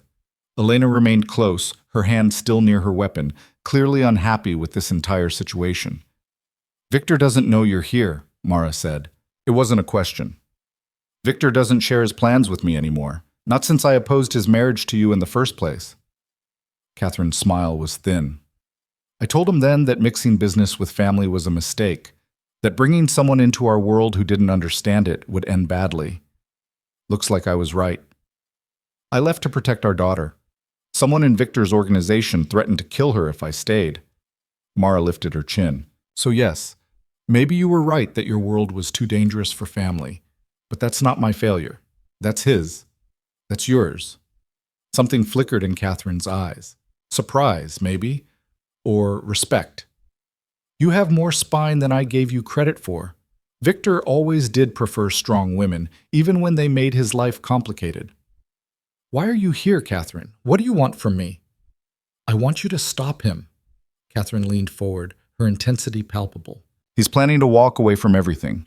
From the organization, from the power structure, from 15 years of careful building. Do you understand what that means? The chaos it will create? The power vacuum that every ambitious lieutenant and rival organization will rush to fill? That's not my problem. That's his choice. It's your influence. He's doing this because of you, because of that baby you're carrying. Catherine's gaze dropped to Mara's belly. He thinks he can just step away and play house, pretend he's a normal man with a normal family. But men like Victor don't get normal lives. They get power or they get destroyed. There's no middle ground. Then maybe it's time for the whole system to change. Mara's hand moved protectively over her stomach. Maybe the fact that your world doesn't allow for family and safety is exactly why it needs to be dismantled. Naive, dangerously naive. Catherine shook her head. The world Victor operates in doesn't care about your idealism. It will see his exit as weakness. It will come after everything he's built, everyone he's protected. People will die because he chose to walk away. People have died because he chose to stay.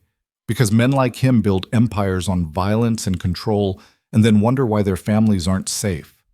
Mara met Catherine's eyes directly. I won't apologize for wanting my daughter to grow up in a world where her father comes home every night, where she doesn't have to wonder if today's the day someone uses her as leverage against him. Then you're asking him to stop being who he is, to fundamentally change everything that makes him Victor Hale. Catherine's voice was almost pitying. That's not love, girl. That's erasure. The words hit harder than Mara wanted to admit. Was that what she was doing? Asking Victor to destroy himself in order to be with her? Demanding he give up everything that defined him in exchange for family? He's choosing this, she said, but her voice was less certain. I gave him the option. I told him what I needed. He's the one who decided it was worth it. Because he's desperate. Because he lost you once and can't bear to lose you again. Because that baby represents everything he thought he could never have. Catherine stood looking down at Mara with an expression that might have been sympathy. But desperation makes poor foundation for life-changing decisions. Eventually, he'll resent you for making him choose. Eventually, he'll hate himself for what he gave up, and your family will fall apart anyway. Only this time, he'll have nothing to fall back on. You don't know that.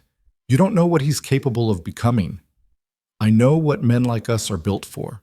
Control, power, decisive action. Take that away, and we're nothing. Hollow. Catherine moved toward the stairs. I came here to ask you to reconsider, to give him a different option than complete capitulation or losing his family. But I can see you've already made up your mind. What other option is there? How do I keep our daughter safe while he stays in a world that actively threatens her? You learn to be part of that world instead of running from it. You become strong enough to stand beside him instead of asking him to kneel beside you. Catherine paused at the top of the steps. But that would require courage you clearly don't have. So instead, you'll take everything from him and call it love. The words were designed to wound, and they succeeded. Mara felt tears prick at her eyes as Catherine descended the stairs and returned to her car. Elena immediately moved to Mara's side. "Are you all right? Do you need anything?" "I need Victor to call me. Now." Mara's voice shook. "I need to talk to him before his aunt poisons whatever he's planning." Elena was already on her phone, making it happen. Within minutes, Victor's voice came through, tense and concerned. "Mara, what's wrong? Elena said there was an incident." "Your aunt was here. Catherine. She came to tell me I was destroying you by asking you to leave your organization." The words tumbled out. "Victor, is she right? Am I asking you to stop being yourself? Am I taking everything that makes you who you are?" Silence on the other end. Too long, too heavy with implications. "Victor?" Catherine had no right to come there, no right to say those things to you. His voice was hard, controlled. "Where is she now?" "Gone." "But that doesn't answer my question." Mara pressed her free hand against her chest, trying to slow her racing heart. "Are you going to resent me for this? For making you choose between your empire and our family?" "You didn't make me choose. Life did. Circumstances did. Michael Reeves threatening to kill our daughter did." She heard him take a breath. "I'm coming home. We need to have this conversation face to face." "You said you'd be gone all day." "The transition meeting can wait. You're more important. Isla's more important." Another pause. "I'll be there in an hour. Stay inside. Stay with Elena. And Mara, don't let Catherine's poison take root. She doesn't understand what I'm choosing because she's never wanted anything more than power." He ended the call, leaving Mara alone with her thoughts and her doubts. Elena helped her back inside, settled her on the living room couch with tea and blankets. But nothing could warm the cold fear that had taken root in her chest. What if Catherine was right? What if asking Victor to walk away was asking him to destroy himself? What if years from now, he looked at Mara and Isla and saw only what he'd sacrificed rather than what he'd gained? She pressed her hand against her belly, feeling Isla kick steadily. Their daughter deserved a father who was present, who was safe, who could be there without constantly looking over his shoulder for threats. But did that father deserve to lose everything that made him who he was? The question haunted her through the next hour, until she heard Victor's car on the driveway. He came through the door like a storm, moving straight to where she sat on the couch. "Tell me exactly what Catherine said." So Mara did. She repeated the conversation word for word, watching Victor's expression darken with each detail. When she finished, he was quiet for a long moment, standing by the window with his back to her. "She's not entirely wrong," he said finally. Mara's heart sank. "Victor, not about you destroying me, about the transition creating chaos and danger for people under my protection." He turned to face her. "I've been so focused on getting out, on building a safe life for our family, that I haven't fully considered the collateral damage. People depend on the stability I provide, families I'm responsible for. Walking away affects more than just us. So what are you saying, that you can't leave after all?" "I'm saying it's more complicated than I wanted it to be." He moved to sit beside her, taking her hand. "But that doesn't change my commitment to you and Isla. It just means I need to be smarter about how I exit. More careful about who takes over, what safeguards I put in place, how I ensure the transition doesn't create the very danger I'm trying to escape." "How long will that take?" "Longer than 6 months. Maybe a year. Maybe more." He met her eyes. "I know that's not what you want to hear. I know you need safety now, not promises about eventual safety. But I'm trying to do this right. For everyone." Mara felt tears spill over, frustration and fear combining into something overwhelming. "I can't spend years waiting for you to finish transitioning out. I can't raise Isla in limbo, never knowing when the next threat will emerge, when the next Michael Reeves will decide to use us as weapons against you." "I know, which is why I'm proposing something different." Victor's grip tightened on her hand. "I step back from day-to-day operations immediately. Marcus takes over the tactical decisions, the territorial management, all of it. I become a figurehead, still technically in charge, but removed from the actual violence and danger. That gives me time to be present for you and Isla while still maintaining enough control to ensure a stable transition." "A figurehead? Would that actually work?" "In the short term, yes. It buys us time." Lets me be the father I want to be while ensuring my organization doesn't collapse into chaos. He brushed tears from her cheeks with his thumb. It's not perfect. It's not the clean break you wanted, but it keeps us together while I figure out how to actually get out without destroying everything in the process. Mara wanted to argue, to insist on the immediate exit she had demanded, but she could see the logic in his proposal, could understand that walking away completely might create more danger than it eliminated. What about when Isla's born? What if something happens and you're called away? Then I don't go. My family comes first, always. If Marcus can't handle something without me, then we need a better second in command. Victor's voice was absolute. I mean it, Mara. When you go into labor, when Ethla arrives, when you need me, nothing else matters. The organization can burn for all I care. You don't mean that. Try me. He cupped her face in both hands. I've spent 15 years building power, building control, building something I thought mattered. And in 6 months without you, I learned that all of it means nothing if I don't have family to share it with. So yes, I'll take time to transition properly, but I won't sacrifice you and Isla in the process. That's the line I won't cross. She wanted to believe him, wanted to trust that he could actually balance both worlds long enough to extract himself safely. But doubt still gnawed at her, Catherine's words echoing in her mind. What if Your is right? What if years from now you resent me for making you choose? For taking away everything that defined you? Then I'll be a bitter old man who gets to watch his daughter grow up, who gets to be there for her first steps and her first words, and every moment that matters. Victor's smile was sad. I'd rather resent what I lost than lose what I have. I'd rather be present and angry than powerful and alone. That's not sustainable. That's not healthy. Maybe not, but it's honest. He pressed his forehead to hers. I don't have perfect answers, Mara. I don't know how this all works out in the end, but I know I want to try. I know I want to be in this house when Isla takes her first breath. I know I want to be the one teaching her to ride a bike and helping her with homework and walking her down the aisle someday. Everything else is negotiable. Mara closed her eyes, letting his words wash over her. This was the man she'd fallen in love with, the one who could be ruthless and tender in the same breath, who made promises he'd move heaven and earth to keep. I'm scared of this not working, of you getting hurt, of Isla growing up in a world where her father's choices put her in danger. Me too. I'm terrified. The admission was raw. But we face it together. We figure it out together. And if we make mistakes, we fix them together. That's what family does. Isla kicked hard between them, as if offering her own opinion on the conversation. They both felt it, both smiled despite the heavy topic. She's going to be trouble, Mara said.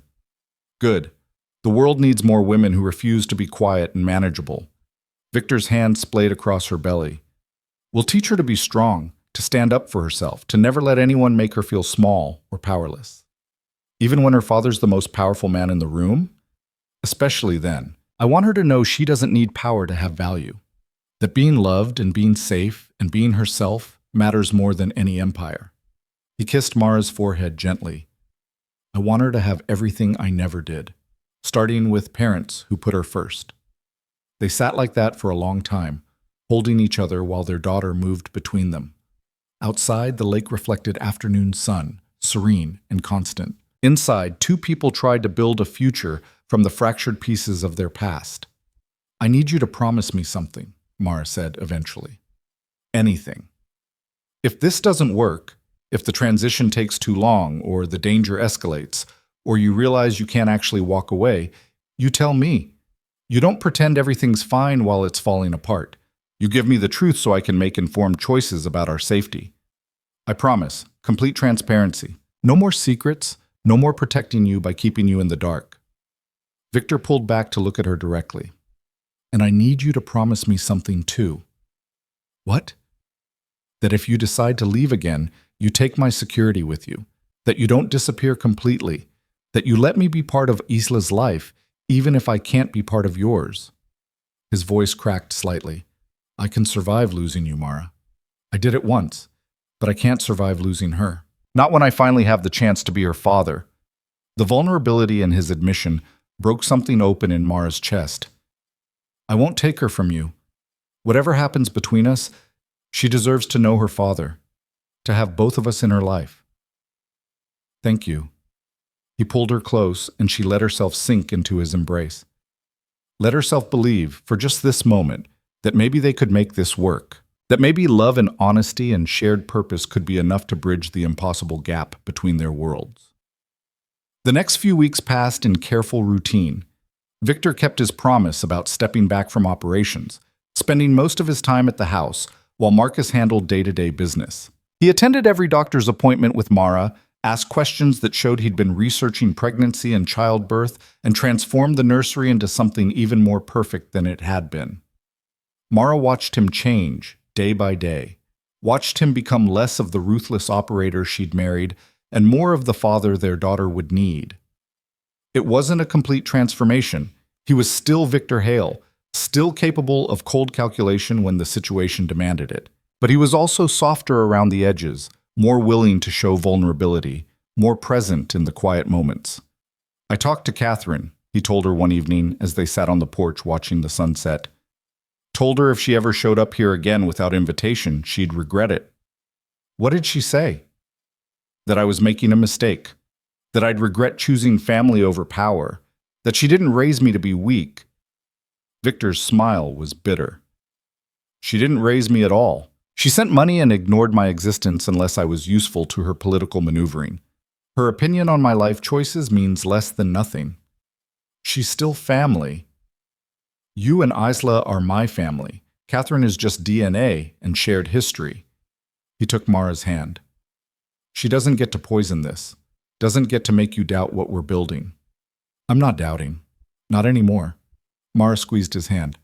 I'm trusting, cautiously, carefully, but trusting. That's all I can ask for.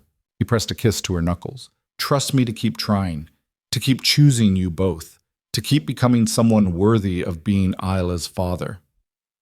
3 weeks before her due date, Mara woke in the middle of the night to wetness and the unmistakable sensation of her water breaking. She shook Victor awake, her voice surprisingly calm despite her racing heart. It's time. We need to go to the hospital. He was up instantly, moving with the controlled efficiency of someone who'd been preparing for this moment. Contractions? How far apart? Just started. Maybe 10 minutes. She breathed through one, gripping his hand. Victor, it's too early. She's not supposed to come for another 3 weeks. She's coming when she's ready. We've got this. His voice was steady, reassuring, even though she could see the fear in his eyes. Let's get you to the hospital. Everything's going to be fine. And somehow, with his hand in hers and his calm presence beside her, Mara let herself believe it. The drive to the hospital felt both endless and too quick. Mara breathed through contractions that were coming faster now, every 7 minutes, then 6. Victor kept one hand on the wheel and the other linked with hers, his jaw tight with controlled tension while he navigated the pre-dawn streets. You're doing great, he said during a particularly intense contraction. Just breathe, in through your nose, out through your mouth. That's it. When did you become an expert on labor breathing? Mara managed once the wave passed. I've been reading, watching videos, talking to the doctors about what to expect. His thumb stroked across her knuckles. I wasn't going to walk into this unprepared. Despite the pain and fear, Mara felt warmth spread through her chest. This was the Victor she'd needed all along, present, attentive, willing to learn rather than assume he already knew everything. They pulled up to the hospital's private entrance, the one Victor had arranged for maximum security and minimum exposure. Medical staff were already waiting, alerted by Thomas, who'd called ahead from the car. A wheelchair appeared, and Victor helped Mara into it with careful hands, refusing to let anyone else touch her. I've got her, he told the nurse who reached to assist. Just tell me where to go. They moved through sterile hallways to a private suite that looked more like a hotel room than a hospital. Floor-to-ceiling windows, comfortable furniture, space for Victor to stay without being in the way. He helped Mara onto the bed, staying close while nurses hooked her up to monitors that tracked her contractions and Isla's heartbeat. Everything looks good, the nurse said, checking the readouts. Baby's heart rate is strong. Contractions are progressing normally. Doctor, Chen will be here in about 20 minutes to examine you. The nurse left, and suddenly it was just the two of them in the quiet room, the monitors beeping steadily in the background. Mara felt another contraction building and gripped Victor's hand hard enough to hurt. "Breathe with me," he coached, his face close to hers. "In for 4, hold for 2, out for 6. You've got this." She followed his rhythm, breathing through the pain until it ebbed again. "How long did your research say this would take?" "Anywhere from a few hours to a full day for first babies. But every labor is different." He brushed damp hair back from her forehead. "However long it takes, I'm here. I'm not going anywhere." "What if something goes wrong? What if she's too early and there are complications?" "Then we handle them, together. The neonatal team is on standby, the best specialists in the state. We have every resource available." Victor's voice was absolute. Isla's going to be fine. You're going to be fine. I won't accept any other outcome." Despite everything, Mara almost smiled. That was so perfectly Victor, attempting to control biology through sheer force of will. "I don't think labor cares about what you will or won't accept." "Then labor hasn't met me yet." He kissed her forehead gently. "But seriously, Mara, we've survived everything else. Threats, separation, 6 months of lies and fear. We can survive this too." Dr. Chen arrived, professional and efficient, conducting an examination that confirmed what they already knew. Mara was in active labor, progressing normally, no signs of distress in either mother or baby, 3 centimeters dilated with a long way to go. "I'd estimate another 8 to 12 hours, the doctor said. "First babies tend to take their time. We'll monitor you closely, but everything looks textbook so far." The hours that followed blurred together, contractions that came closer and harder, pain that built in waves until Mara thought she couldn't take anymore. Victor stayed beside her through all of it, coaching her breathing, letting her grip his hand until his knuckles went white, offering ice chips and encouragement in equal measure. "I can't do this," she gasped during a particularly brutal contraction around hour 7. "It's too much, I can't." "Yes, you can. You're the strongest person I know." Victor's voice was steady, grounding. "You survived 6 months alone and pregnant, hiding from threats I couldn't see. You can survive this." "That was different. This is harder. But you're not alone anymore. I'm right here, and I'm not leaving." He pressed his lips to her temple. "Keep fighting, Mara. Keep breathing. Our daughter is almost here." Around hour 10, Dr. Chen came back to check her progress. 8 centimeters now, the finish line in sight. But the baby's position had shifted slightly, and concern flickered across the doctor's face. "What?" Victor caught it immediately. "What's wrong?" Baby's heart rate dipped during that last contraction, just slightly, but enough that I want to watch it closely. Dr. Chen adjusted the monitors. "It could be nothing. Could just be positional. But if it happens again, we may need to consider intervention." Fear spiked through Mara. "Intervention? What kind of intervention? Let's not get ahead of ourselves. I'm going to monitor the next few contractions. If her heart rate stays stable, we proceed as planned. If it dips again, we discuss options." The doctor's tone was calm, professional. "Right now, both of you are doing fine. Let's keep it that way." But over the next hour, Isla's heart rate dipped 3 more times. Never dangerously low, but enough that Dr. Chen's expression grew progressively more concerned. Finally, she pulled Victor aside while a nurse stayed with Mara. "What's happening?" Mara called out, trying to see them through the doorway. Victor came back, his face carefully neutral. "Dr. Chen thinks we should consider a C-section. Isla's showing signs of distress, and the safest option is to get her out now rather than wait for natural progression." "No." Mara's response was immediate, visceral. "I've come this far. I can finish it." "Mara, I said no. I want to do this naturally. I want to deliver her the way we planned." She knew she was being irrational, knew the baby's safety should override her own desires. But after months of having every choice taken from her, this felt like the one thing she could still control. Dr. Chen stepped in, her voice gentle. "I understand wanting to avoid surgery, but we need to think about what's safest for the baby. The stress of continued labor could what? Hurt her? Kill her?" Mara felt tears streaming down her face. "Or is this just doctors being overly cautious because of who my ex-husband is? Because he's paying for the best care and everyone's terrified of something going wrong on their watch?" This has nothing to do with who's paying the bills, Dr. Chen said firmly. This has everything to do with keeping both of you safe. Your baby is showing signs of distress. Not critical yet, but trending in a concerning direction. We can wait another hour and reassess. But I need you to understand that if her heart rate continues to dip, we're out of time for choices. Victor knelt beside the bed, taking both of Mara's hands. Look at me. Just me. His eyes were steady, calm, despite the fear she could see underneath. What do you need? What would make you feel safe enough to make this decision? I need to know she's actually in danger. Not theoretical danger, not statistical possibility. Actual immediate danger that requires intervention right now. Mara's voice shook. I need to know this isn't just protocol.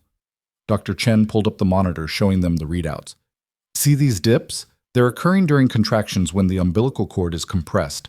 Right now she's recovering between contractions. But labor is intensifying. The compression is going to get worse, which means less oxygen getting to the baby for longer periods. Eventually that causes damage we can't reverse. How long do we have to decide? I'd like to make a decision in the next 30 minutes. After that, we're pushing into dangerous territory. The doctor's expression was sympathetic but firm. I know this isn't the birth experience you wanted. I know surgery feels like failure after coming this far, but getting your daughter here safely is what matters. Everything else is just details. Mara closed her eyes, feeling another contraction building. She breathed through it, felt Isla's heartbeat dip on the monitor, felt Victor's hand tighten on hers. When it passed, she looked at him directly. What do you think? Honestly. Honestly, I think we've both spent months making impossible choices to keep her safe. I think we've survived separation and threats and fear to get to this moment. And I think the last thing either of us wants is to lose her now because we were too stubborn to accept help. His voice was rough with emotion. I want you both safe, Mara, however that happens. She studied his face, seeing the fear he was working so hard to control. The man who'd built an empire on never showing weakness was barely holding it together, terrified that the daughter he'd finally gotten a chance to meet might slip away before he could hold her. Okay, she whispered. Okay, do the C-section. Relief flooded Victor's expression. Dr. Chen immediately began coordinating with the surgical team, the room transforming into controlled chaos as nurses prepped equipment and anesthesiologists appeared to discuss epidural placement. You're making the right choice, Victor said, staying close while they worked around him. She's going to be perfect, and you're going to be fine, I promise. You can't promise that, you can't control this. Watch me. His smile was shaky but genuine. I've spent my whole life bending outcomes to my will. I'm not stopping now. They wheeled her into the operating room, a space so bright and sterile it felt otherworldly. Victor stayed by her head, still holding her hand, while Dr. Chen and her team worked behind the surgical drape. The anesthesiologist had numbed her from the chest down, leaving Mara aware but disconnected from what was happening to her body. Talk to me, she told Victor, needing distraction from the surreal situation. Tell me something, anything. What do you want to hear? Tell me about the future, about what happens when we take Isla home. She focused on his face, using it as an anchor. Tell me what our life looks like. Victor was quiet for a moment, and she could see him building the vision in his mind. We take her home to the house by the lake. You recover while I handle everything, the midnight feedings, the diaper changes, all of it. I probably do it wrong at first, but I learn. We both learn. And your organization? Marcus handles it. I stay home, stay present. When Isla's old enough to notice, I'm not the father who's always gone. I'm the one who's always there. His thumb stroked across her knuckles. I teach her to swim in the lake, to fish from the dock, to recognize different bird calls and track animal prints in the snow. That's very domestic for a crime boss. Former crime boss. By the time she's forming memories, that's not who I am anymore. I'm just dad. The guy who makes terrible pancakes and tells stories before bed and shows up to every school event. He smiled, and it reached his eyes for the first time in hours. I'm boring and predictable and there for every moment that matters. You'll hate being boring. I'll love being present. There's a difference. He leaned closer, his forehead nearly touching hers. And maybe, if you decide you can trust me again, we figure out what we are to each other. Co-parents who respect each other, friends who've survived impossible things together, or maybe, if we're really lucky, something more. You're still in love with me. It wasn't a question. I never stopped. Even when I hated you for lying, even when I thought I'd lost you forever, I never stopped loving you. His voice was barely above a whisper. I know we can't go back. I know too much has happened, but I'm hoping we can go forward, build something new from what's left. Mara felt tears slide down her temples. I never stopped either. That was the worst part. Loving you while knowing I couldn't be with you, missing you while understanding why I had to stay gone. We're not gone anymore. We're right here, about to meet our daughter. Victor kissed her forehead. Everything else, we figure out as we go. Mr. Hale? Doctor. Chen's voice cut through the moment. Would you like to meet your daughter? Victor's head snapped toward the surgical team, and Mara craned her neck trying to see. Then she heard it. A cry, thin and indignant, the most beautiful sound she'd ever heard. She's here, Victor breathed, his voice cracking with emotion. Mara, she's here, and she's crying, and she's perfect. A nurse appeared with a tiny bundle, placing her carefully in Victor's arms. He looked terrified and awed in equal measure. This man who'd commanded respect through violence, now reduced to trembling hands and tears streaming down his face. Isla Rose, he said softly, I'm your dad. I know we're just meeting, but I've been waiting for you my whole life. The baby's crying quieted, her unfocused eyes seeming to search for the source of the voice. Victor moved closer so Mara could see, and her breath caught at the sight of their daughter, tiny and perfect, with a shock of dark hair and Victor's nose. Her little fists waved in the air, already fighting against the blanket someone had wrapped her in. Strong, Mara thought, just like they'd both predicted. She's beautiful, Mara whispered. She's everything. Victor carefully maneuvered so Mara could touch their daughter, his hands shaking slightly as he supported Isla's weight. Look what we made. Look what survived everything we went through. Doctor. Chen was finishing the surgery, her team working efficiently to close the incision. 6 pounds, 2 ounces, she announced. Small for gestational age, but perfectly healthy. APGAR scores are excellent. She's going to need monitoring for the next 24 hours since she's technically premature, but I don't anticipate any complications. A nurse took Isla to conduct necessary tests, and Victor stayed with Mara while they completed the procedure and moved her to recovery. The epidural was wearing off, bringing awareness of the surgery site and exhaustion that seemed to reach her bones. Sleep, Victor said, settling into the chair beside her hospital bed. I'll stay here. I'll watch over both of you. You need rest too. I'll rest when I know you're both stable and safe. His tone left no room for argument. Close your eyes, Mara. Let yourself recover. I've got this. She wanted to protest, but exhaustion pulled her under. When she woke, late afternoon light streamed through the windows. Victor sat exactly where she'd left him, still dressed in the surgical scrubs they'd given him, dark circles under his eyes, but his expression peaceful as he held their sleeping daughter against his chest. How long was I out? Mara's voice was rough. About 6 hours. You needed it. He looked up, smiling softly. Isla's been perfect. Ate well, slept well, passed all her tests. The pediatrician says she's doing better than most premature babies. Strong, like her mother. Can I hold her? Victor carefully transferred their daughter to Mara's arms, helping her position Isla for skin-to-skin contact. The baby's weight was solid and real, her warmth seeping through Mara's hospital gown. She opened her eyes, dark blue like all newborns, and seemed to study Mara's face with serious concentration. Hi, baby girl, Mara whispered. I'm your mom. I know we've been together for 9 months, but this is the first time I get to actually see you. Isla made a small sound, her fingers curling around Mara's thumb with surprising strength. She knows you, Victor said quietly. I've been talking to her, telling her about you, about how brave you were, how hard you fought to keep her safe. She knows her mother is a fighter. We both fought for her. Mara looked up at him. You did this too. All of it. The transition, the changes, choosing to be here instead of running your empire. She's lucky to have you as a father. I'm the lucky one. I get to be part of this. I get to watch her grow up, be there for every moment. He settled back in his chair, his eyes never leaving Isla's face. I finalized some things while you were sleeping, signed papers officially transferring operational control to Marcus, with a timeline for my complete exit within 8 months. No more daily involvement, no more decision-making authority. I'm done. Mara's breath caught. Victor, you didn't have to. Yes, I did. I made promises, and I keep my promises. By Isla's first birthday, I'll be completely out. Marcus knows what he's doing. The organization will be fine without me. He met her eyes. But my family won't be fine without me actually being present. So I'm choosing presence every single time.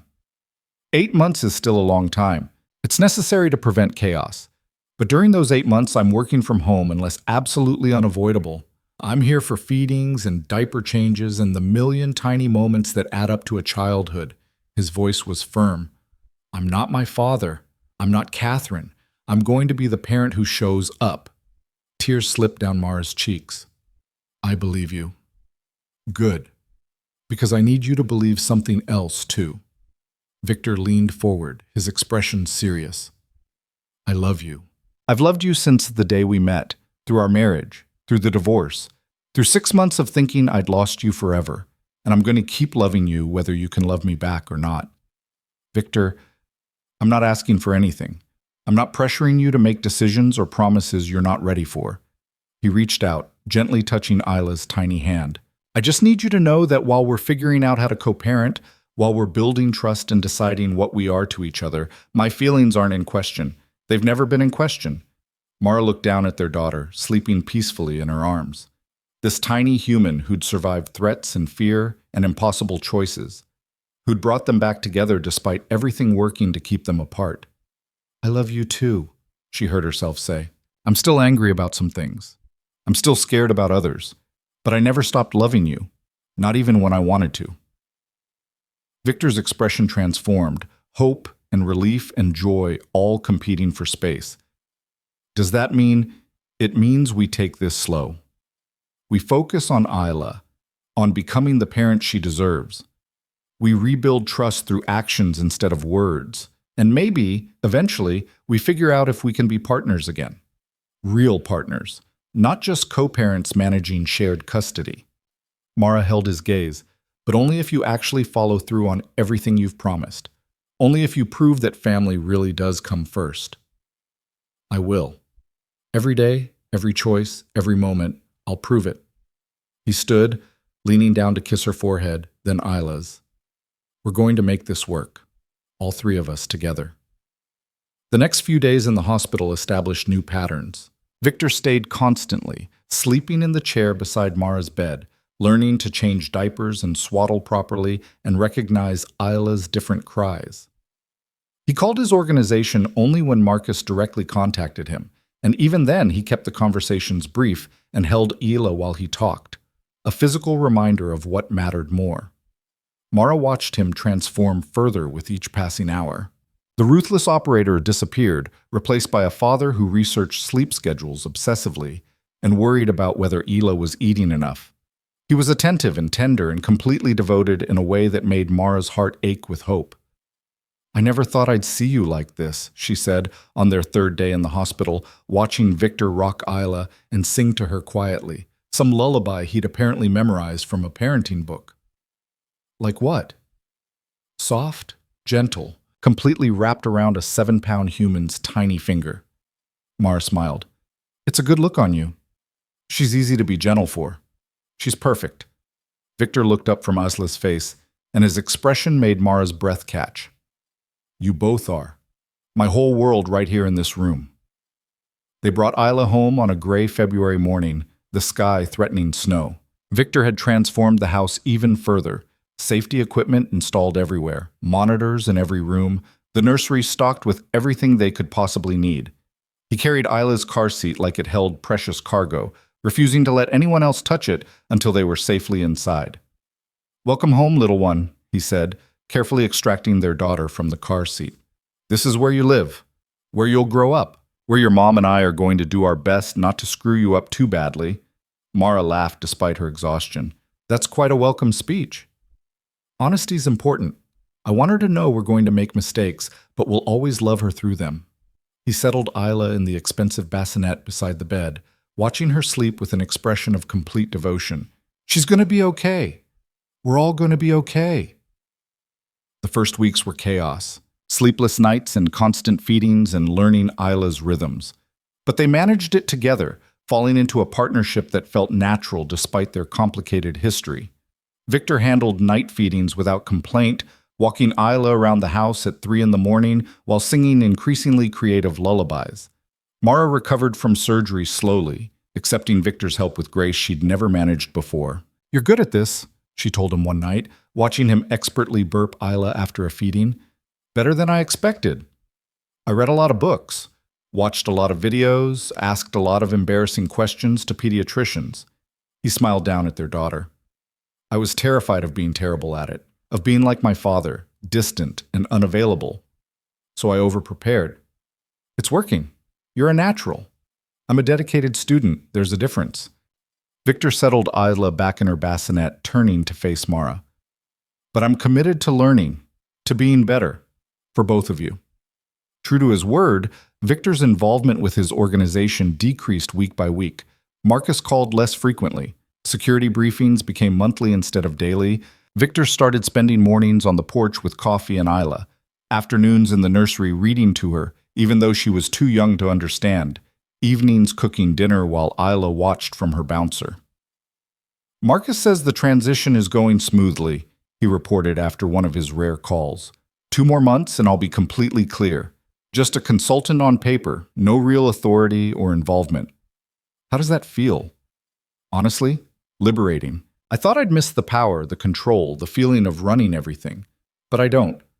Not even a little. He looked at Isla sleeping in her bassinet. This matters more. Watching her discover her hands matters more. Making sure she feels safe matters more. Everything else is just noise. By Isla's 2-month birthday, Victor had been completely extracted from operational control. He still received quarterly financial reports from investments Marcus managed, but he had no say in organizational decisions. For the first time in 15 years, he was just a private citizen with a family. "It's strange," he admitted to Mara one evening. They sat on the porch together, Isla asleep in Mara's arms, watching the lake reflect sunset colors. "I defined myself by that world for so long. Now it's just gone. And I don't miss it at all." "What do you miss?" "Nothing. That's the strange part." He stretched out, more relaxed than she'd ever seen him. "I thought I'd feel empty without the power and the influence. Instead, I feel full. Like I finally found what I was supposed to be doing all along. Being a father? Being present. Being useful in ways that actually matter. Changing diapers and making bottles and protecting my family from real dangers, instead of playing power games with people who don't actually matter." He reached over, touching Isla's tiny hand. "She's taught me more in 2 months than I learned in 15 years of running an empire." Mara studied his face, seeing the truth there. This wasn't performance or temporary change. This was fundamental transformation, a man who'd discovered something more valuable than power and had the courage to choose it. "I want to try again," she said quietly. "Not just co-parenting, actually being together, being a family in every sense." Victor went very still. "Are you sure? I don't want you to feel pressured because we're living together or because I've been here for Itla. I'm sure because you've proven everything you promised. You stepped away from your organization. You've been present every single day. You've put us first in ways I didn't think you were capable of." She shifted Isla carefully, looking at Victor directly. "I'm still scared sometimes, still worried about whether this can last. But I'm ready to try if you are." "I've been ready since the moment I saw you on that street in Seattle." His voice was rough with emotion. "I've been hoping you'd give us another chance. Give me another chance to be the partner you deserve." "Then let's do it. Not rushed, not because of external pressure, but because we both want this. Because we've built something real from the wreckage of what we lost." Mara reached for his hand. "We'll make mistakes. We'll have hard days. But we'll face them together instead of running from them." Victor pulled her close, careful not to wake Isla, and kissed her properly for the first time since they'd reunited. It was different from their early relationship, less desperate, more grounded, a kiss that promised presence instead of passion, partnership instead of possession. "I love you," he whispered against her lips. I love both of you more than I knew it was possible to love anything. I love you too. Imperfect and complicated, and exactly who we are right now. They sat together as the sun set completely, their daughter sleeping peacefully between them, the lake quiet in the gathering darkness. The world they'd left behind, the threats and the violence and the constant danger, felt impossibly distant. This was their reality now, this peace they'd fought for, this family they'd chosen, despite everything working against them. "What do you want to do with the rest of your life?" Mara asked eventually, "now that you're not running a criminal empire?" "Honestly, I want to be boring. I want to coach Isla's soccer team when she's old enough. I want to teach her to fish and to read and to stand up for herself. I want to make you breakfast and argue about what to watch on TV and grow old knowing I made the right choice." He smiled. "Maybe I'll take up woodworking like I joked about. Build furniture for the house. Be one of those suburban dads who's obsessed with their lawn." "That sounds perfect." "What about you? What do you want?" "I want to write. I always wanted to write, but never had time or headspace when we were married before. Now maybe I can. Stories, articles, maybe eventually a book."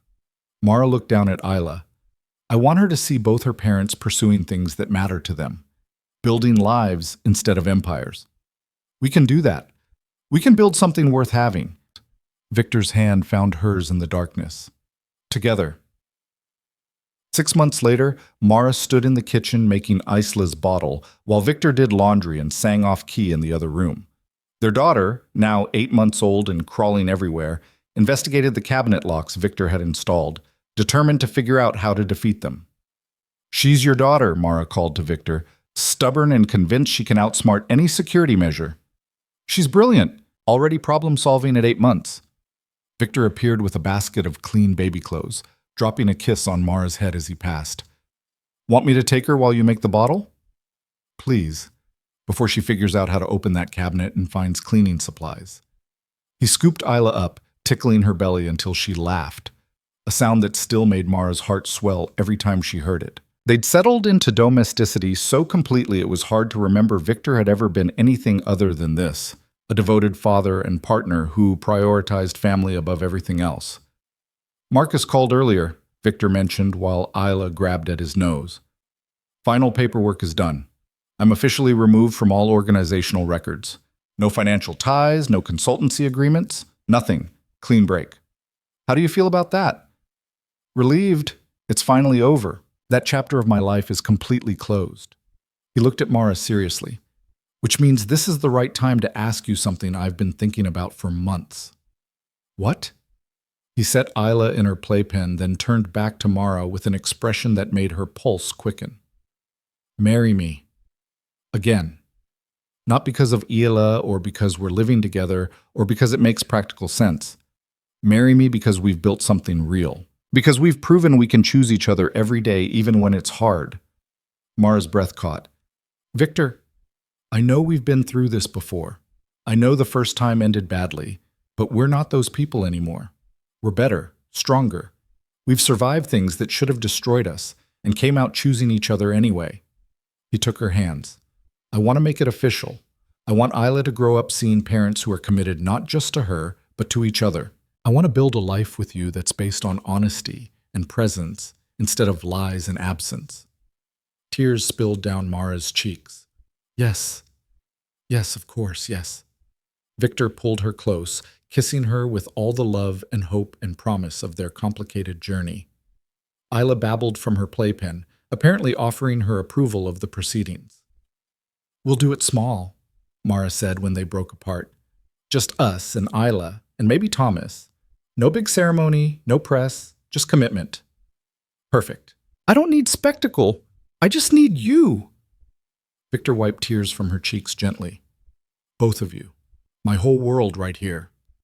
They married 3 weeks later on the dock behind their house, Isla in Mara's arms, while a local officiant spoke words about love and commitment and choosing each other. Thomas stood as witness, tears streaming down his usually stoic face. The ceremony took 15 minutes, but it meant everything. A promise made in full knowledge of what they'd survived, what they'd sacrificed, what they'd built together. "I promise to choose you," Victor said when it was his turn for vows. "Every day and every moment. I promise to be present and honest and the partner you deserve. I promise to put our family first, always. And I promise to keep proving I'm worthy of this gift you've given me, the chance to be your husband and Isla's father." "I promise to trust you," Mara replied, her voice steady despite her tears. "To believe in the man you've become, instead of fearing the man you were. I promise to build this life with you honestly, to face hard things together instead of running. And I promise to keep choosing you, even when it's complicated, because loving you has been the best decision I've ever made." They exchanged simple rings, kissed while Isla gurgled her approval, and walked back to the house as husband and wife for the second time. But this time felt different. Earned, real. 2 years later, Mara stood on the same dock, watching Isla toddle after ducks, while Victor hovered nervously nearby, ready to catch her if she got too close to the water. "Ducks," Isla announced, pointing with the confidence of a 2-year-old who'd just learned the word and wanted everyone to know it. "Yes, baby, those are ducks." Victor scooped her up before she could tumble into the lake. "We watch ducks from a safe distance, remember?" "Safe distance," Isla repeated solemnly, then immediately tried to wiggle free to chase them anyway. Mara laughed, moving to help Victor contain their adventurous daughter. Life had settled into routines they'd never imagined back in those early desperate days. Victor had started his woodworking hobby and discovered he was actually good at it, creating custom furniture that filled their home. Mara had published her first article and was working on a book. Isla was growing into a force of nature, stubborn, brilliant, fearless in ways that terrified and delighted them both. "I'm pregnant again," Mara said suddenly, the words tumbling out before she could overthink them. Victor froze mid-crouch, Isla squirming in his arms. "What?" "I took a test this morning. Actually, 3 tests. All positive." She moved closer, touching his arm. "Surprise!" A grin spread across his face, transforming from shock to pure joy. "We're having another baby?" "Apparently. Due in about 7 months, if my calculations are right." Mara watched his reaction carefully. "Is that okay? I know we didn't plan this, and Isla's still so young. It's more than okay. It's perfect."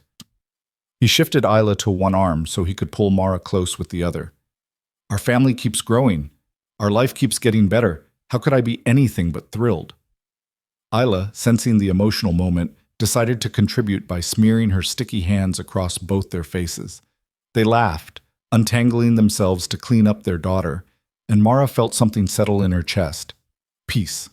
Real, lasting peace. This was what they'd fought for. This messy, complicated, perfectly imperfect life they'd built together. Victor had walked away from power and never looked back. Mara had learned to trust again, to believe in second chances and earned redemption.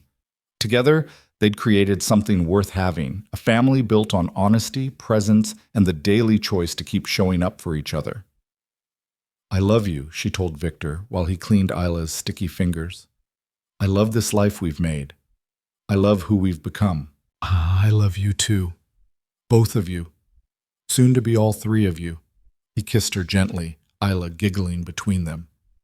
"Thank you for giving me this, for giving us another chance, for believing I could change. You did change. You chose to change. That's what made the difference." They walked back to the house together, Isla chattering about ducks and water and whatever else passed through her busy toddler mind. Inside, the furniture Victor had built filled rooms with warmth and history. Outside, the lake reflected afternoon sun, constant and peaceful. Mara looked at the family she'd fought so hard to protect, the man who'd proven love was stronger than power, the daughter who'd survived impossible odds to be here. Soon there would be another child, another person to love and protect and raise in this world they'd carved out from violence and fear. It wasn't the life she'd imagined when she'd married Victor the first time. It was better because it was real, earned through sacrifice and choice, and the courage to believe that people could change when they had reason enough to try. And as Victor settled Isla for her nap while discussing paint colors for the future nursery, Mara knew with absolute certainty that they'd made it. They'd survived everything meant to destroy them and had built something beautiful from the wreckage. This was redemption. Not promised, but proven. Not demanded, but earned. A second chance transformed into a lasting life through the daily decision to choose love over power, presence over control, family over everything else. And it was more than enough. It was everything.